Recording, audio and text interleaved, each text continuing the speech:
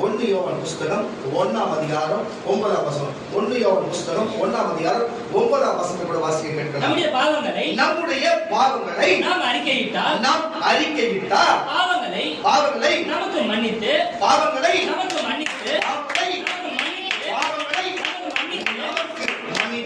எல்லா அநியாயத்தையும் நீக்கி நம்மை சுத்திகரிப்பதற்கு அவர் உண்மையும் உள்ளவராக இருக்கிறார். அல்லேலூயா. என்னத்துக்கு? நம்ம பாவத்தை மன்னிப்பதற்கு. நம் பாவத்தை மன்னிப்பதற்கு. அல்லேலூயா.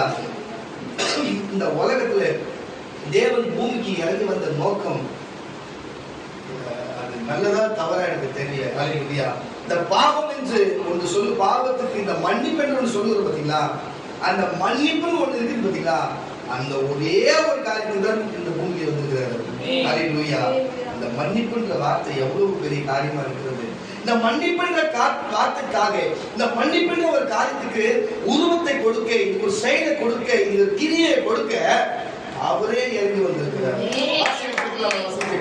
நம்முடைய பாவங்களை நாம் அறிக்கையிட்டால் பாவங்களை நமக்கு மன்னித்து எல்லா அநியாயத்தையும் நீக்கி நம்மை சுத்திகரிப்பதற்கு அவர் உண்மையும் நீதியும் உள்ளவராக இருக்கிறார்.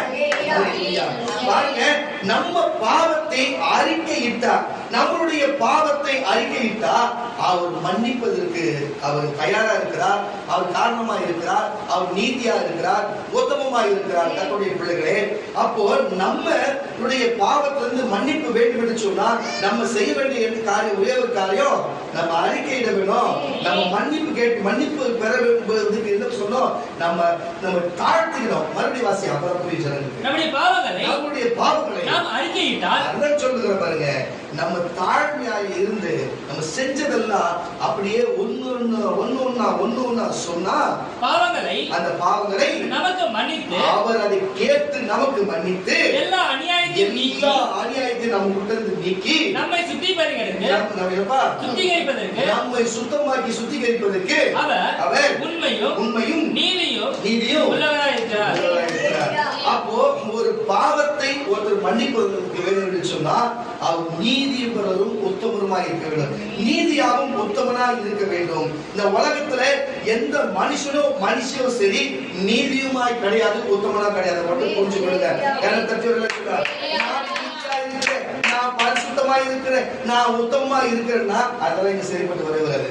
சில பேர் கேட்டுன்னு வச்சுங்க, ஏற்கனவே உங்களுடைய குடும்பத்துல பாவம் நீங்க செஞ்ச பாவம் பிள்ளைங்க தாங்க, நான் இந்த பாவத்தை செஞ்சேன், நான் எனக்கு பிடிக்காது அப்படி செஞ்சது நம்ம கிட்டே சாப்பிடும். பாத்துக்கிறீங்களா? இப்படிப்பட்ட யாரு பேசுறாங்களோ அவங்களுக்கு நம்பிக்கை இல்லாத மனுஷர்களா, இவர்கள் பரலோகத்துக்குரிய ஆட்களே கிடையாது என்று நான் சொல்லவில்லை, வேதவசனம் அப்படித்தான் சொல்லுகிறது. அப்போ இந்த பூமியில எந்த பரிசுத்தவான் என்று சொல்லப்படுகிற யாரா இருந்தாலும் சரி, இந்த ஊழியக்காரனா இருக்கட்டும், யாரா இருந்த இந்த பூமியில இயேசுவை தவிர ஒருவர் கூட நீதிமான், இயேசு ஒருவரே நீதிமான். அவர் நீதியின்படி உத்தமத்தின்படியும் அவர் பரிசுத்தத்தின் படியும் நமக்கு பாவத்தை அறிக்கையிட்டா, நம் பாவத்தை அறிக்கையிட்டு என்ன பண்ணுவாரா? மன்னிப்பு கொடுக்க வல்லவராக இருக்கிறார். மன்னிப்பு நமக்கு உண்டாகும். இன்றைக்கு இந்த மன்னிப்பு என்ற வார்த்தையில தேவன் பேசுகிறார்.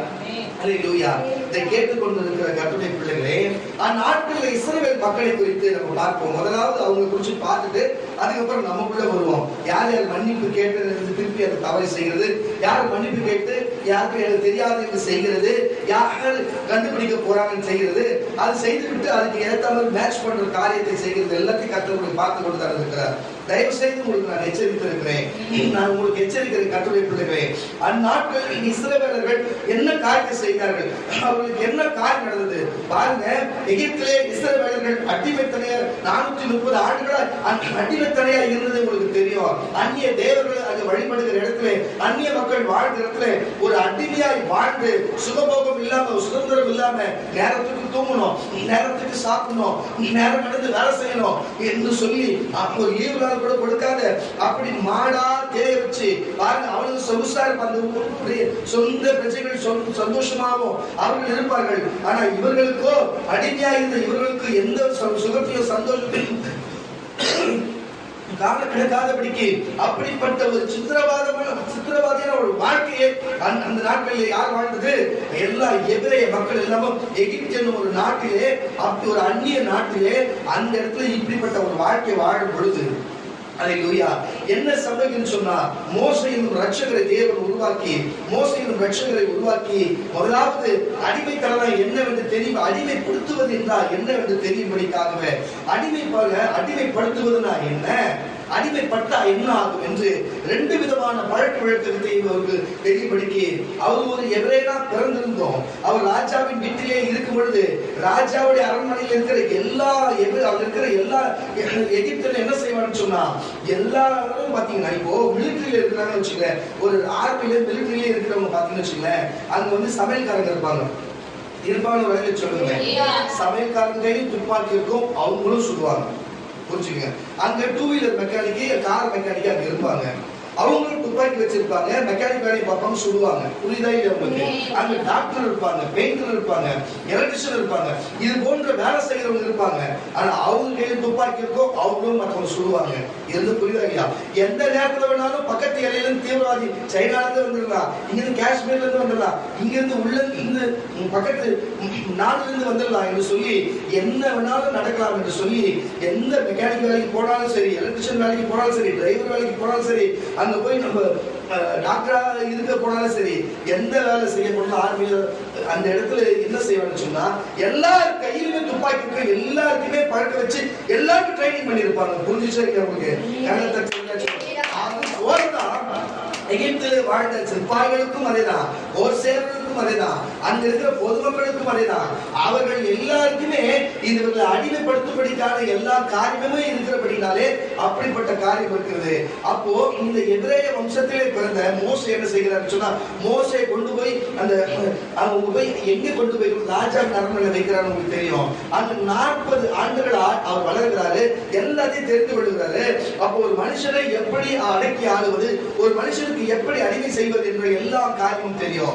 அந்த காரியம் அவருக்கு பிடிக்காத போனால என்ன செய்யறாருன்னு சொன்னா, அவர் பாருங்க, அவர் வந்து எனக்கு அடிமைப்படுத்துறது பிடிக்கல, எங்க ஜனங்களே அடிமையா இருக்கிறாங்க, அடிமையா இருக்கிறது பிடிக்காது, அடிமைப்படுத்துறது பிடிக்கல, நம்ம யாருக்கு யார் அடிமை இல்ல, எல்லாருமே சுதந்திரமா இருக்க வேண்டும் என்று அவர் எண்ணினபடினாலே அங்க ஒரு பெரிய வம்பு வந்து ஒருவனை கொல்லும்படிக்கு ஒரு சூழ்நிலை வந்து அந்த இடத்தை விட்டு எகிப்தை விட்டு அவர் வெளியே வந்து விடுகிறார்.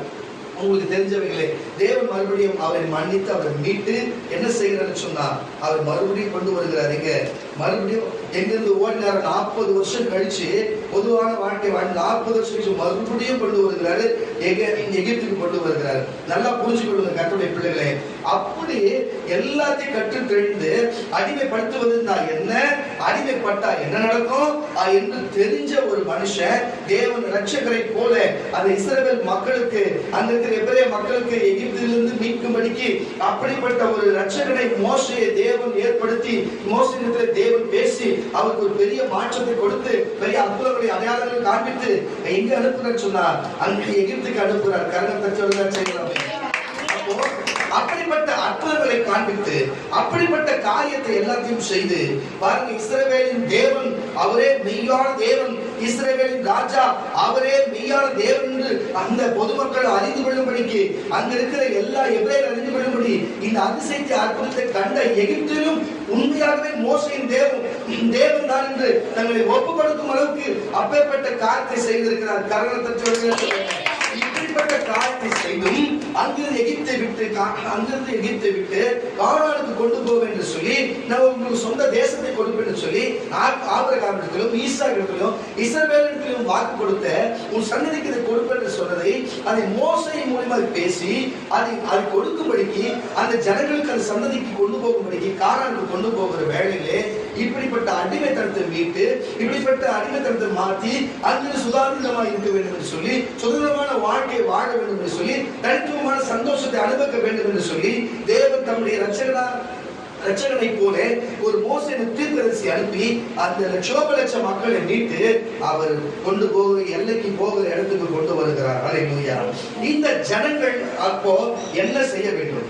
நீங்க சொல்லுங்களேன். உங்களுக்கு ஒரு 10,000 ரூபாய் கடன் கொடுத்தா, இல்ல உங்களுக்கு ஒரு 1 லட்சம் உங்களுக்கு எடுத்துக்கொள்ளணும் கொடுத்தா, நீ கஷ்டப்படுற நேரத்துல, கொஞ்சம் நீ கஷ்டப்படுற நேரத்துல ஒருவரும் உனக்கு உதவி செய்யாத நேரத்துல உனக்கு வந்து ஒரு லட்சம் ரூபாய் கொடுத்து நீ கடன் தரல வட்டி தரல நீ வச்சுக்கோ, நீ நல்லா இருந்து கொடுத்தா நம்ம மனசோட சந்தோஷப்படும். நீயா இருந்தானே நானா தானே ரொம்ப சந்தோஷப்படுவோம். அப்புறம் அவங்களுக்கு நம்ம நன்றியாக இருப்போம். அதுதான் நம்ம இயல்பு, அதுதானே. அது போல நம்ம பேசும்பொழுது நல்லா பேசுறவங்களுக்கோ இல்லை பிரச்சனை ஓடி வருவங்களுக்கோ நம்ம நேசிப்பவர்களுக்கோ ஏதோ ஆக மொத்தம் நமக்கு ஒருத்தர் மேலே இருப்பாங்கன்னா அவங்க சொல் பேச்சை கேட்போம், அவங்க நம்ம நன்றியா இருப்போம். ஆமாங்கன்னா ஒரு அழில சொல்லுவேன். அதுபோல சராசரியா வாழ்கிற ஒருத்தருக்கு சின்ன ஒரு உதவி செய்யும் பொழுது அது இப்படிப்பட்ட காரியமா இருக்கும் பொழுது, ஆனா எகிப்தின் அடிமைத்தனத்தில் வாழ்ந்தவர்களுக்கு வருங்க சுதாரிதமாய் வாழ்படி சுதந்திரமான வாழ்க்கை வாழ்படிக்கு என்ன செய்கிறார் தெய்வம்? அவர்களை விடுதலையாக்கி சொந்த தேசத்துக்கு அவங்களுக்கும் ஒரு தேசத்தை கொடுத்து அங்க அவங்க சுதந்திரமாய் வாழும்படிக்கு அவங்க கொண்டு வரும் பொழுது அங்க பாலும் தேன் ஓடுகிற கானான் தேசத்தை கொடுக்கும்படிக்கு இடையில வரும் பொழுது வானத்திலிருந்து மன்னாவும் அவர்களுக்கு சுழல் காற்றில வந்து காரைகளையும் பாருங்க மாறாவின் தண்ணீரை மதுரமாய் மாறினதும் கொஞ்சம் அற்புதமான காரியங்களை செய்து செய்து செய்து தேவன் அப்படிப்பட்ட அற்புதத்தை ஒரு தெய்வத்தின் புத்திரராகவும் தேவனுடைய பிள்ளையாகவே அந்த எபிரேயர்களை நடத்தி வந்தார்கள். ஆனா இந்த எபிரேயர்கள் என்ன செய்கிறார்கள்? நன்றி கெட்ட ஜனங்கள், வணங்கா பழுத்துள்ள ஜனங்கள், நன்றி இல்லாத ஜனங்கள் இப்படிப்பட்ட காரியத்தை செய்கிறார்கள். கரங்களை தச்சு ஒரு சொல்லுவாங்க. நீங்க யோசனை பண்ணி பாருங்க. இப்படி சொல்ல போகிற காரியமும் இப்படி செய்கிற காரணம் நம்மளுடைய வாழ்க்கையில் இருக்கிறதா? உங்களுடைய வாழ்க்கையில் இருக்கிறதா? உன் குடும்பத்துக்குள்ள இப்படி ஒரு நபர் இருக்கிறாங்களா? உனக்கு இப்படி ஒரு எண்ணம் இருக்கிறதா என்று நீயே ஒரு சுதாரித்து சோதித்து பாரு. இதை டிவியில பார்க்கிற, யூடியூப்லயோ பேஸ்புக்லயோ பார்க்கிற கர்த்தருடைய பிள்ளைகளை தயவு செய்து உன்னையே நீ சோதித்து அறிந்து கொள். இந்த வார்த்தை வருகிறது, உனக்காக ஓடி வருகிறது. இதை தயவு செய்து என்ன வார்த்தை என்று புரிந்து கொள். உனக்காக இருக்கிறதா? யோசனை பண்ணி பாருங்க கர்த்தருடைய பிள்ளைகளே. அப்படி ஒரு எகிப்திலிருந்து கொண்டு வந்து மோசே என்ன செய்தார் சொன்னா, தேவன் வந்து மோசே இடத்துல நியாய பிரமாணத்தை கொடுத்து அவர்களுக்கு ஆசாரியர்களை உருவாக்க வேண்டும் என்று சொல்லி, அவர்களுக்கு லேவியர்கள் இருந்தார்கள், ஆசாரியர்களை உருவாக்க சொல்லி, பலிகளை உருவாக்க சொல்லி, உங்களுக்கு பாவ மன்னிப்புக்கு என்று பலிகளை உருவாக்க சொல்லி, பாவ மன்னிப்புக்கு ஆட்டுக்கிடாக்களையும் பாருங்க, ஆட்டுக்கிடாக்களையும் பாருங்க, காளைகளையும் புறா குஞ்சுகளையுமாய் அவன் பலியிடும்படிக்கு இப்படிப்பட்ட பலிகளையும் அங்கே இருந்தது. இப்படிப்பட்ட ஆசாரியத்துவம் அங்கே இருந்தது. அந்த பிரதான ஆசாரியர்கள் இருந்தார்கள். இப்படிப்பட்ட பாவம் மன்னிப்புக்கென்று பல விதங்களை அவங்க கையாண்டு கொண்டிருக்கிறார்கள். இதெல்லாமே பாவ மன்னிப்புக்கென்ற காரியமாய் நல்லா கொஞ்சம் பாவ மன்னிப்புக்கென்று லேவியர்கள் இருந்தார்கள், ஆசாரியர்கள் இருந்தார்கள், அந்த பலிகள் இருந்தது, பலிகளை செலுத்துகிற விலங்குகள் இருந்தது. இப்படி எல்லாம் தேவன் யாருக்கு மோசே சொல்லி மோசைக்கு இப்படிப்பட்ட காரியத்தை வெளிப்படுத்தி கற்பனைகளை எழுதி தோற்றங்களை எழுதி இப்படிப்பட்ட சட்டத்தை கொடுத்து உங்கள் பிரமாணமாய் இப்படி இருக்க சொல்லி எழுதி கொடுத்த வார்த்தைகளை பயன்படுத்தி அதை கை கொள்ள வேண்டும், காலம் முழுக்கும் அதை கை கொள்ள வேண்டும் என்று சொல்லி அனுப்புகிறார். நல்லா புரிஞ்சு கொள்ளுங்க. அவங்க விடுதலை கொடுத்து அவங்க சுகம் கொடுத்து ஒரு தேவதூதனை போல அவங்க மாற்றி சொந்த தேசத்துக்கு அனுப்பும்படி இப்படிப்பட்ட காரியத்தை செய்து அவர்களை சுதந்திரமாய் இருக்கும்படிக்கு எல்லாத்தையும் அவங்களுக்கு நல்லா கொடுத்து அனுப்பும் பொழுது அந்த மனுஷன் வாழ்நாள் என்ன செய்யணும்? வாரத்துல ஒரு நாள் ஓய்வு நாள், ஆமாவா இல்லையா? வாரத்துல ஒரு நாள் ஓய்வு நாள் பழைய ஏற்பாட்டின் படி அந்த ஓய்வு நாள்ல போய் அவன் தேவனை போய் ஆராதனை செய்யணுமா செய்யக்கூடாதா? ஆராதனை செய்யணும் ஒரு அழகே சொல்லுங்க. அப்ப தெரிஞ்சோ தெரியாத எந்த பாவம் செய்தாலும் பலிகளை கொண்டு போய் கொடுத்து அதை ஆசிரியர் கொடுத்து பலிகளை செலுத்தி அந்த பாவ நிவாரணத்தை பண்ணி பாவம் பண்ணி பெற்றுக்கொள்ளுமா இல்லையா? அந்த தெய்வத்துக்கு நன்றி பலி சொல்லணுமா இல்லையா? அந்த தெய்வத்துக்கு நம்ம செய்த தெய்வத்துக்கு நம்ம உண்மையா நம்ம கீழ்படிச்சு இருக்கணுமா இல்லையா? அவர் கொடுத்த இடத்துல நம்ம வாழணுமா இல்லையா? இந்த காரியத்தை ஒரு சிலர் செய்தார்கள். ஆனா அநேக பலர் செய்யாது போனதுனாலே என்ன நடக்கும்? செய்யாது போனதுனால இவ்வளவு நேரமா பாவத்தை குறித்து பாவ மன்னிப்பை குறித்து பார்த்தோம். பாவ மன்னிப்பு ஏற்கனவே தேவன் அதுதான் சொன்னார். இங்க என்ன சொல்றாருன்னா, இங்க மோசையினுடைய வார்த்தையிலிருந்து என்ன வருதுன்னு சொன்னார் பாருங்க. பாவ மன்னிப்பு மோசை கொண்டு இப்படிப்பட்ட ஆசாரியர்களை உருவாக்கி, லேவியர்களை உருவாக்கி, பாவ மன்னிப்பு சில காரியத்தை உருவாக்கி, சில சட்டங்களை உருவாக்கி வைத்தார். புரியுதா இல்லையா? அப்போ பாவம் வரும், இருந்தாலும் சுத்திகரிச்சுக்கணும்னு சொல்லி எச்சரிக்கை கொடுக்கிறாரு, வார்த்தைகளை கொடுக்கிறாரு, இந்த மாதிரி நடன்னு சொல்லுகிறாரு. அப்ப சட்டம் கொடுக்காத வரைக்கும் வேற. அப்ப இந்த இந்தியாவிலே பாருங்க, அண்ணல் அம்பேத்கர், பாபா சாஹேப் அண்ணல் அம்பேத்கர் அவர்கள் கொடுத்த இந்திய அரசியலமைப்பு சட்டத்தை விட்டு அதை மாறி நம்ம செய்வோம் என்று சொன்னா அது இந்தியாவுக்கு துரோகம் செய்கிறது போல. துரோகம் என்று சொன்னா பாவம் செய்கிறது போல. அப்ப நம்ம பாவம் செஞ்ச என்ன நடக்கும்? நமக்கு தண்டனை கிடைக்கும். அப்ப நம்ம கொலை செய்யக்கூடாதுன்னா நம்ம திருடக்கூடாதுன்னா திருடக்கூடாது. ஒருத்தரை ஏமாற்றக்கூடாது, ஒரு பொருள் அபகரிக்கூடாது. புரியுதா இல்லையா? இப்படிப்பட்ட காரியத்தை நம்ம சொன்னதை, இந்திய அரசியலமைப்பு சட்டத்தில் சொன்னதை நம்ம மாறா செய்தா என்ன செய்வாங்க? ஒண்ணு தூக்கிலிடுவார்கள், இல்லை சிறைச்சாலையில போடுவார்கள், இல்லை ஆயுள் தண்டனை கொடுப்பார்கள், இப்படிப்பட்ட இல்லைன்னா ஃபைன் கட்ட வைப்பாங்க. இப்படி சில காரியம் இருக்கிறது. ஆனா தேவன் கொடுத்த பிரமாணத்தை தேவன் பாருங்க, இந்த இந்திய அரசியலமைப்பு சட்டத்தில் செய்யும்போது அது கீழ்ப்படியாது போனா என்னவா இருக்கிறது? இவ்வளவு காரியம், தூக்கு தண்டனை இருக்கிறது, ஆயுள் தண்டனை இருக்கிறது, ஒரு 6 மாத சிறை தண்டனை, 3 மாத கடுங்கால தண்டனை, ஃபைன் என்று சொல்லி இப்பேற்பட்ட காரியம் இருக்கிறது. புரிஞ்சுக்கிற காரியம் தட்டுங்களேன். அப்ப தேவனுடைய சட்டத்துல, தேவன் கொடுத்த நியாயப்பிரமாணத்துல, தேவன் கொடுத்த காரியத்திலே உனக்கு நன்மை செய்து எல்லாத்தையும் பாதுகாத்து உன்னை திருப்தியாக்கி உனக்கு தேசத்தை கொடுத்து உன்னை ஆரோக்கியப்படுத்தி உன்னை பாதுகாத்து உன்னை அடிமைத்தனத்தை மீட்டு கொண்டு வந்த தேவனுக்கு சில சட்டத்தை கொடுத்து, உனக்கு அந்த சட்டத்தை கொடுத்து மற்றும் பாவ மன்னிப்பு சில வழிமுறைகளை சொல்லி அதுக்குண்டான மிருகங்களை கொடுத்து அதுக்கு பாவ மன்னிப்பு என்று சுத்திகரிப்பு காத்து சொல்லி இவ்வளத்தையும் நமக்கு கண் முன்னாடி வச்சு இருக்கும் பொழுது நம்ம என்ன செய்யணும்? நம்ம அவங்க இடத்துல என்ன செய்யணும்? தேவனை தினந்தோறும் பூஜிக்கணும், தேவனை தினந்தோறும் ஆராதனை செய்யணும், தேவன் மேல நன்றி விசுவாசம் பண்ணணும், தேவனுக்கு நன்றி சொல்லி இருக்கிற 24 மணி நேரத்துல குறைஞ்சது ஒரு 2.5 மணி நேரம் வச்சு அவருக்கு நம்ம நன்றி சொன்னா கூட போதாது. கட்டுரை இப்படி அவங்க வாழ வேண்டிய ஜனங்க, இப்படி இருக்க வேண்டும் என்று தேவன் விரும்பினார். ஆனால் மீட்டார். ஆனா என்ன செய்தார் சொன்னா, நியாயப்பிரமாணத்தை உதாசீனப்படுத்தினார்கள். நியாயப்பிரமாணத்தை சொல்ல வந்தவர்கள் உதாசீனப்படுத்தினார், நியாயப்பிரமாணத்தை கொடுத்தவர்கள் உதாசீனப்படுத்தினார்கள், எல்லாரும் மன வேதனைப்படுத்தினார், எல்லாரும் துன்பப்படுத்தினார்கள், எல்லாரும் துன்பப்படுத்தினார்கள். ஆனா தேவன் பாருங்க, எப்பேற்பட்ட காரியத்தை யாருக்கு கொடுக்கிறார்கள், எப்பேற்பட்ட காரியத்தை யார் இடத்துல கொடுக்கிறார்? ஆனா மோசே இடத்துல கொடுக்கிறார். மோசே என்ன சொல்லுகிறார்? தேவன் சொல்லி, இந்த ஜனங்களை அழிச்சு போட போறேன், இந்த ஜனங்கள் எனக்கு விரோதமான காரியம் செஞ்சாங்க, இவர்களை ஒன்றுமில்லாத செய்ய போகிறேன், இவர்களுக்கு கீழ்ப்படியாக போனாங்க, இவங்களை அழிக்க போகிறேன், இவங்களை நாசமாக்க போகிறேன், இல்லாதபடி செய்ய போகிறேன் சொல்லுகிற வேளையிலே மோசே பார்த்து தேவனுக்கு சொல்லுகிறார், தேவனே தேவனே, நீங்கள் ஜீவ புஸ்தகத்தில் இருந்து என் பேரை கிறுக்கி போடுங்கள், என் பேரை எடுத்து போடுங்கள். இவர்களை உன்னிடத்திலே மன்னிச்சாலும் மன்னிக்கலாலும், ஒருவேளை மன்னிக்கலனா என் பேர் எடுத்து போடுங்க. அதுக்கு அவர் சொல்றாரு, அம்மா நான் எப்ப உன் பேர் எடுத்து போடணும்? எவன் பாவம் செய்யறானோ, எவன் தப்பு செய்யறானோ, எவன் மன்னிப்பு கேட்காதுக்கிறானோ அவன் பேர் தான் எடுத்து போடணும் சொல்லுங்க. கர்ணத்தை சொல்லுங்க. ஒருவர் போய் இதை புரிந்து கேட்கும் அளவுக்கு அவர் கேட்கிறார் என்று சொன்னார். அப்படி ஜனங்களிடத்திலே பரிந்து பேசுகிறவர் வேணும், ஜனங்களுக்காக தன்னை தாழ்த்துறவர் வேணும், ஜனங்களுக்காக நின்று தேவனோடு பேசுகிறவர் வேணும் என்று தேவன் அதை இப்படிப்பட்ட ஆட்களை அறிந்துதான் அன்றைக்கு மோசேயை தேர்ந்தெடுத்தார். இன்றைக்கும் உங்களை அநேகரை தேர்ந்தெடுக்கிறார். 10 ரூபாய்க்கு பிரயோஜனம் இல்லாத ஆட்களாக இருக்கிறீர்கள். உங்களுக்கு தகுதியை கொடுத்திருந்தாலும் என் தலையில் இல்லை, அதுக்கு கூட பிரயோஜனம் இல்லாத ஆட்களாக இருக்கிறீர்கள். நீங்களாம் இன்னும் என்ன நடக்கி போக போகிறீங்க மட்டும் கவனமாக கவனிச்சுங்க. தேவன் உங்களை எச்சரித்திருந்தாலும் சரி, இன்னும் அது கேவலமான புத்தி உள்ள காரியத்துக்குள்ளே இருக்கிறீங்க. தயவு செய்து விட்டு வெளியே வாங்க. கர்த்தர் ஒருவர் மெய்யான தெய்வம் என்று புரிந்து கொள்ளுங்க. வாசிக்க கேட்கலாம் யாத்ராகம புஸ்தகம், வாசிக்க கேட்கலாம் யாத்ராகம புஸ்தகம் 32ஆம் அதிகாரம் 32ஆம் வசனம், வாசிக்க கேட்கலாம் 32ஆம் அதிகாரம் 32ஆம் வசனம். ஆகிலும் தேவரீர் அவர்களுக்கு பாவத்தை மன்னித்து அருள்கிறார். அவர்களை தட்டுவிட பாவத்தை மன்னித்து அருள்கிறார். பாவத்தை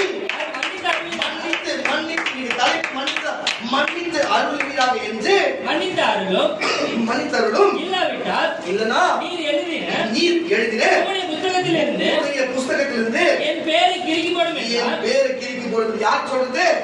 மோசே சொல்லுகிறார். யார் சொல்லுகிறது? மோசே சொல்ற விட்டது வாசி. அப்பொழுது கர்த்தர் மோசேயை நோக்கி எனக்கு விரோதமா பாவம் செய்தவன் எவனோ, எனக்கு விரோதமா பாவம் செய்தவன் எவனோ அவன் பேரை என் புஸ்தகத்திலிருந்து நான் கிறுக்கி போடுவேன். இப்பொழுது நீ போய் நான் உனக்கு சொன்ன இடத்துக்கு ஜனங்களை அழைத்து கொண்டு போ. என்னுடைய தூதனானவர் உனக்கு முன் செல்லுவார். ஆகிலும் நான் விசாரிக்கும் நாளில், நான் இந்த ஜனங்களை விசாரிக்கும் நாளில் அவருடைய பாவத்தை அவர்கள் மேல் விசாரிப்பேன் என்றார். அவர்கள் மேல் கட்டாயம் விசாரிப்பேன் என்றார். ஹல்லேலூயா. எப்பேற்பட்டவர் மோசே, எப்பேற்பட்டவர்! வாழ்ந்திருந்தா அந்த ராஜாவோட அரண்மனையில் சொகுசான வாழ்க்கை வாழ்ந்து அங்கேயே அது கழித்து அங்கேயே இருந்திருக்கலாம். ஏன் யோசேப்பு இல்லையா?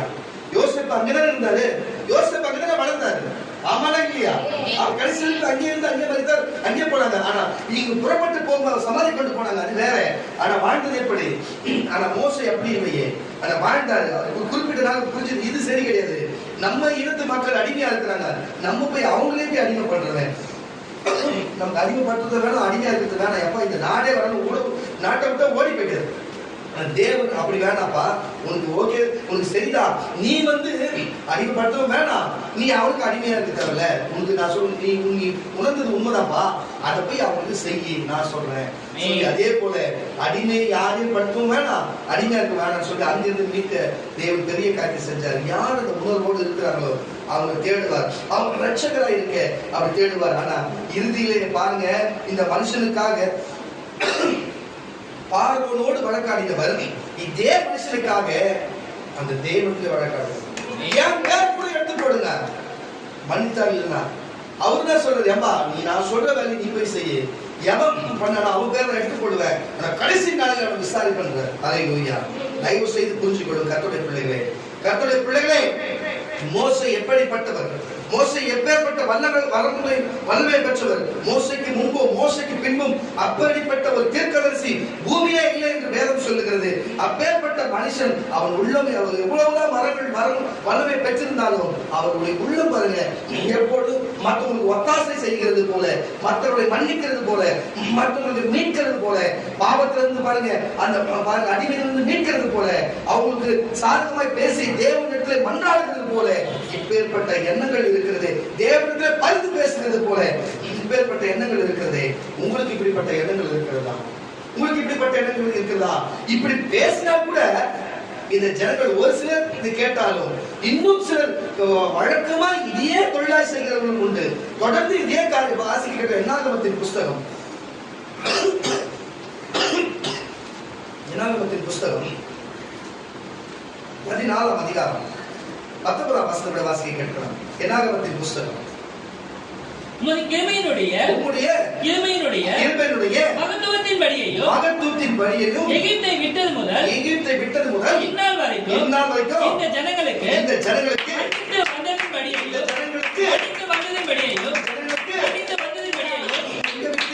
இந்த ஜனங்களில் எங்க விட்டு எகிப்தை விட்டு இந்நாள் வரைக்கும் எங்க விட்டு எகிப்தை விட்டு இந்நாள் வரைக்கும் இந்த ஜனங்களுக்கு மன்னித்து வந்ததின் படியையும் இந்த ஜனங்களை அக்கிரமத்தை மன்னித்தார்கள் என்றார். பாருங்க, அவங்க கிட்ட இருந்து போற வரைக்குமே அவர் சும்மாவே இல்லை. தேவனுக்கு சொல்றாரு, தேவனுக்கு சொல்லுகிறார், மறுபடியும் தேவனுக்கு சொல்லுகிறார். அல்லேலூயா. கர்த்தர் சொல்லுங்க, தேவனுக்கு மறுபடியும் சொல்லுகிறார், மன்னித்து வந்தவராச்சவரே என்று சொல்லி மறுபடியும் வாசிக்கக்கூடிய அப்பதான் உம்முடைய கிருபையினுடைய மகத்துவத்தின் படியாயும் எகிப்தை விட்ட முதல் இந்த நாள் வரைக்கும் இந்த ஜனங்களுக்கு மன்னித்து வந்ததின் படியையும் இந்த ஜனங்களுடைய அக்கிரமத்தை மன்னித்தாரும் என்றார். அப்பொழுது கர்த்தர் உன் வார்த்தையின்படியே என்னுடைய வார்த்தையின்படியே மன்னித்தேன். காரணங்கள் தட்டுங்கள். யார் வார்த்தைப்படி? ரட்சகருடைய வார்த்தையின்படி. யாருக்கு இந்த ரட்சகராக வந்தார்? மோசே. அங்க எபிரேய மக்களுக்கு ரட்சகராக வந்தார். அல்லேலூயா. அந்த எபிரேய மக்களுக்கு அவர் வந்தது மட்டுமல்ல, கொண்டு வந்து தேசத்தை விட்டு வெளியே கொண்டு வந்து மட்டுமல்ல, கொண்டு போய் சேர்த்து அவர் தேவனிடத்தில் போகும் வரைக்கும் அவருக்காக ஜனங்களுக்காக பரிந்து பேசிக்கொண்டே இருந்தார். அல்லேலூயா. பரிந்து பேசிக்கொண்டு அவர்களை மன்னியும் என்று சொன்னார். தேவன் மனதுருகி தேவனாய் அவர்களை மன்னிக்கவில்லை. மோசே கேட்டது நிமித்தம் தேவன் உன் நிமித்தம் அவர்களை மன்னித்த, உன் நிமித்தம் வாசி. அப்பொழுது கர்த்தர் உன்னுடைய வார்த்தையின்படியே மன்னித்தேன். பூமியெல்லாம் கர்த்தருடைய மகிமையினால் நிறைந்திருக்கும் என்று என்னுடைய ஜீவனை கொண்டு சொல்லுகிறேன். கர்த்தர் என்ன தெரியுதுன்னா, ஒரு மனுஷன் வழி தப்பி போகும் பொழுது, ஒரு மனுஷன் தேவனுடைய வார்த்தை விட்டு விலகி போகும் பொழுது என்ன செய்ய வேண்டும்? ஒரு ஊழியக்காரனாய் இருக்கும் பொழுது நம்ம என்ன செய்ய வேண்டும்? அவர்களுக்கு போய் சில காரியங்களை சொல்லி பேசி அவர்களை கூப்பிட வேண்டும். அப்ப ஊழியக்காரன் பேர்களை அமர்ந்திருக்கிறீர்களே, எத்தனை பேர் சபைக்கு வராத சபையை வெறுத்து கொண்டு போனவர்கள் உண்டு. எத்தனை பேர் ஊழியக்காரனை வெறுத்து கொண்டு போனவர் உண்டு. சபையில் இருக்கிற மக்களை வெறுத்து கொண்டு போனவர் உண்டு. ஏன் வெறுக்கிறோம், எதுக்கு வெறுக்கிறோம் தெரியாம வெறுத்து சபைக்கு வராதவர்கள் உண்டு. ஆனா இது எல்லாத்தையும் தேவன் ஒருவர் பார்த்து கொண்டிருக்கிறார். இன்னைக்கு நான் மோசையாய் என்று சொல்லுகிறேன், மோசையின் ஆவி கொண்டு சொல்லுகிறேன். பிள்ளைகளே, அன்னைக்கு எப்படி தகப்பனாகிய மோசே எங்க எபிரேய மக்களுக்கு அன்றைக்கு ரட்சகராக நின்றாரோ, அதே போல இன்றைக்கு கர்த்தர் அருள்ராஜ் அப்போஸ்தலரை வைத்து இந்த மக்களுக்கு கர்த்தர் வைக்கிறார் சொன்னா, நான் மட்டுமல்ல, நான் போட்ட குட்டிகளை நீங்களா இருக்கிற கர்த்தருடைய பிள்ளைகளே, நீங்களும் ஒவ்வொருத்தரும் இருக்க வேண்டும் என்று தேவன். அல்லேலூயா. தயவு செய்து நம்ம யாரும் நம்ம புரிஞ்சுக்கொள்ள வேண்டும். தேவன் நமக்கு செய்த நன்மைகளை புரிஞ்சுக்கொள்ள வேண்டும். நீங்க கொஞ்சம் 10 வருஷத்துக்கு முன்னாடி, 5 வருஷத்துக்கு முன்னாடி இந்த சபைக்கு வரதுக்கு முன்னாடி உன் நிலை என்ன என்று பார்ப்பீங்களா? உங்களுக்கு தெரியும். நான் ஒரு பேரை சொன்னா அது தவறாக இருக்கும். ஒரு சகோதரி இந்த சபைக்கு உண்டு. அவருடைய ஏற்கனவே பல பிரச்சனைகள், வாழ்க்கையில பழைய பிரச்சனைகள், பெரிய போராட்டம். ஆனா அந்த சபைக்கு வந்த பிற்பாடு, தேவனுக்கு ஞானம் எடுத்த பிற்பாடு, அடியனுடைய வார்த்தைகளை தேவன் கொடுத்த ஆலோசனை கொடுத்த பிற்பாடு இன்னைக்கு வைராக்கியமா கௌரவத்தோடு இன்னைக்கு சீரா இருக்கான்னு சொன்னா, அல்லேலூயா. அப்படிப்பட்ட ஒரு விசுவாசம் இருக்கணும். அல்லேலூயா. அப்படிப்பட்ட நன்றி இருக்கணும் தேவன் மேல. நாம் இந்த வாழ்க்கை என்ன, என் சூழ்நிலை என்ன, இன்னைக்கு என் தாய் தகப்பன் மதிக்கிறான்னு சொன்னா, இன்னைக்கு ஒரு குடும்பத்தார் மதிக்கிறான்னு சொன்னா, இன்னைக்கு சபை மதிக்கிறான்னு சொன்னா என்ன காரணம்? நீங்க அப்படி தேவன் செய்த அற்புதத்தை வைத்து அது நன்றியோடு இருந்து அது நன்றி கீழ்ப்படி இந்த வரை இருக்கிறீங்க பாருங்க. அதுதான் விஷயம். அல்லேலூயா. தயவு செய்து சொல்லுகிற கர்த்தருடைய பிள்ளைகளே, ஒவ்வொருத்தரும் இப்படி இருக்க வேண்டும் என்று, ஒவ்வொருத்தரும் இப்படி மாற வேண்டும் என்று தான் தேவன் விருப்பப்படுகிறார். தேவன் பாருங்க, தம்முடைய ஊழியக்காரரை பூமியில அனுப்பி அங்கே யாத்திராகம புஸ்தகத்திலும் அப்படித்தான், என்னாகும் புஸ்தகத்திலும் அப்படித்தான். அல்லேலூயா. அவர் தொடர்ந்து இந்த வார்த்தைகளை குறித்தே பேசி வருகிறார்.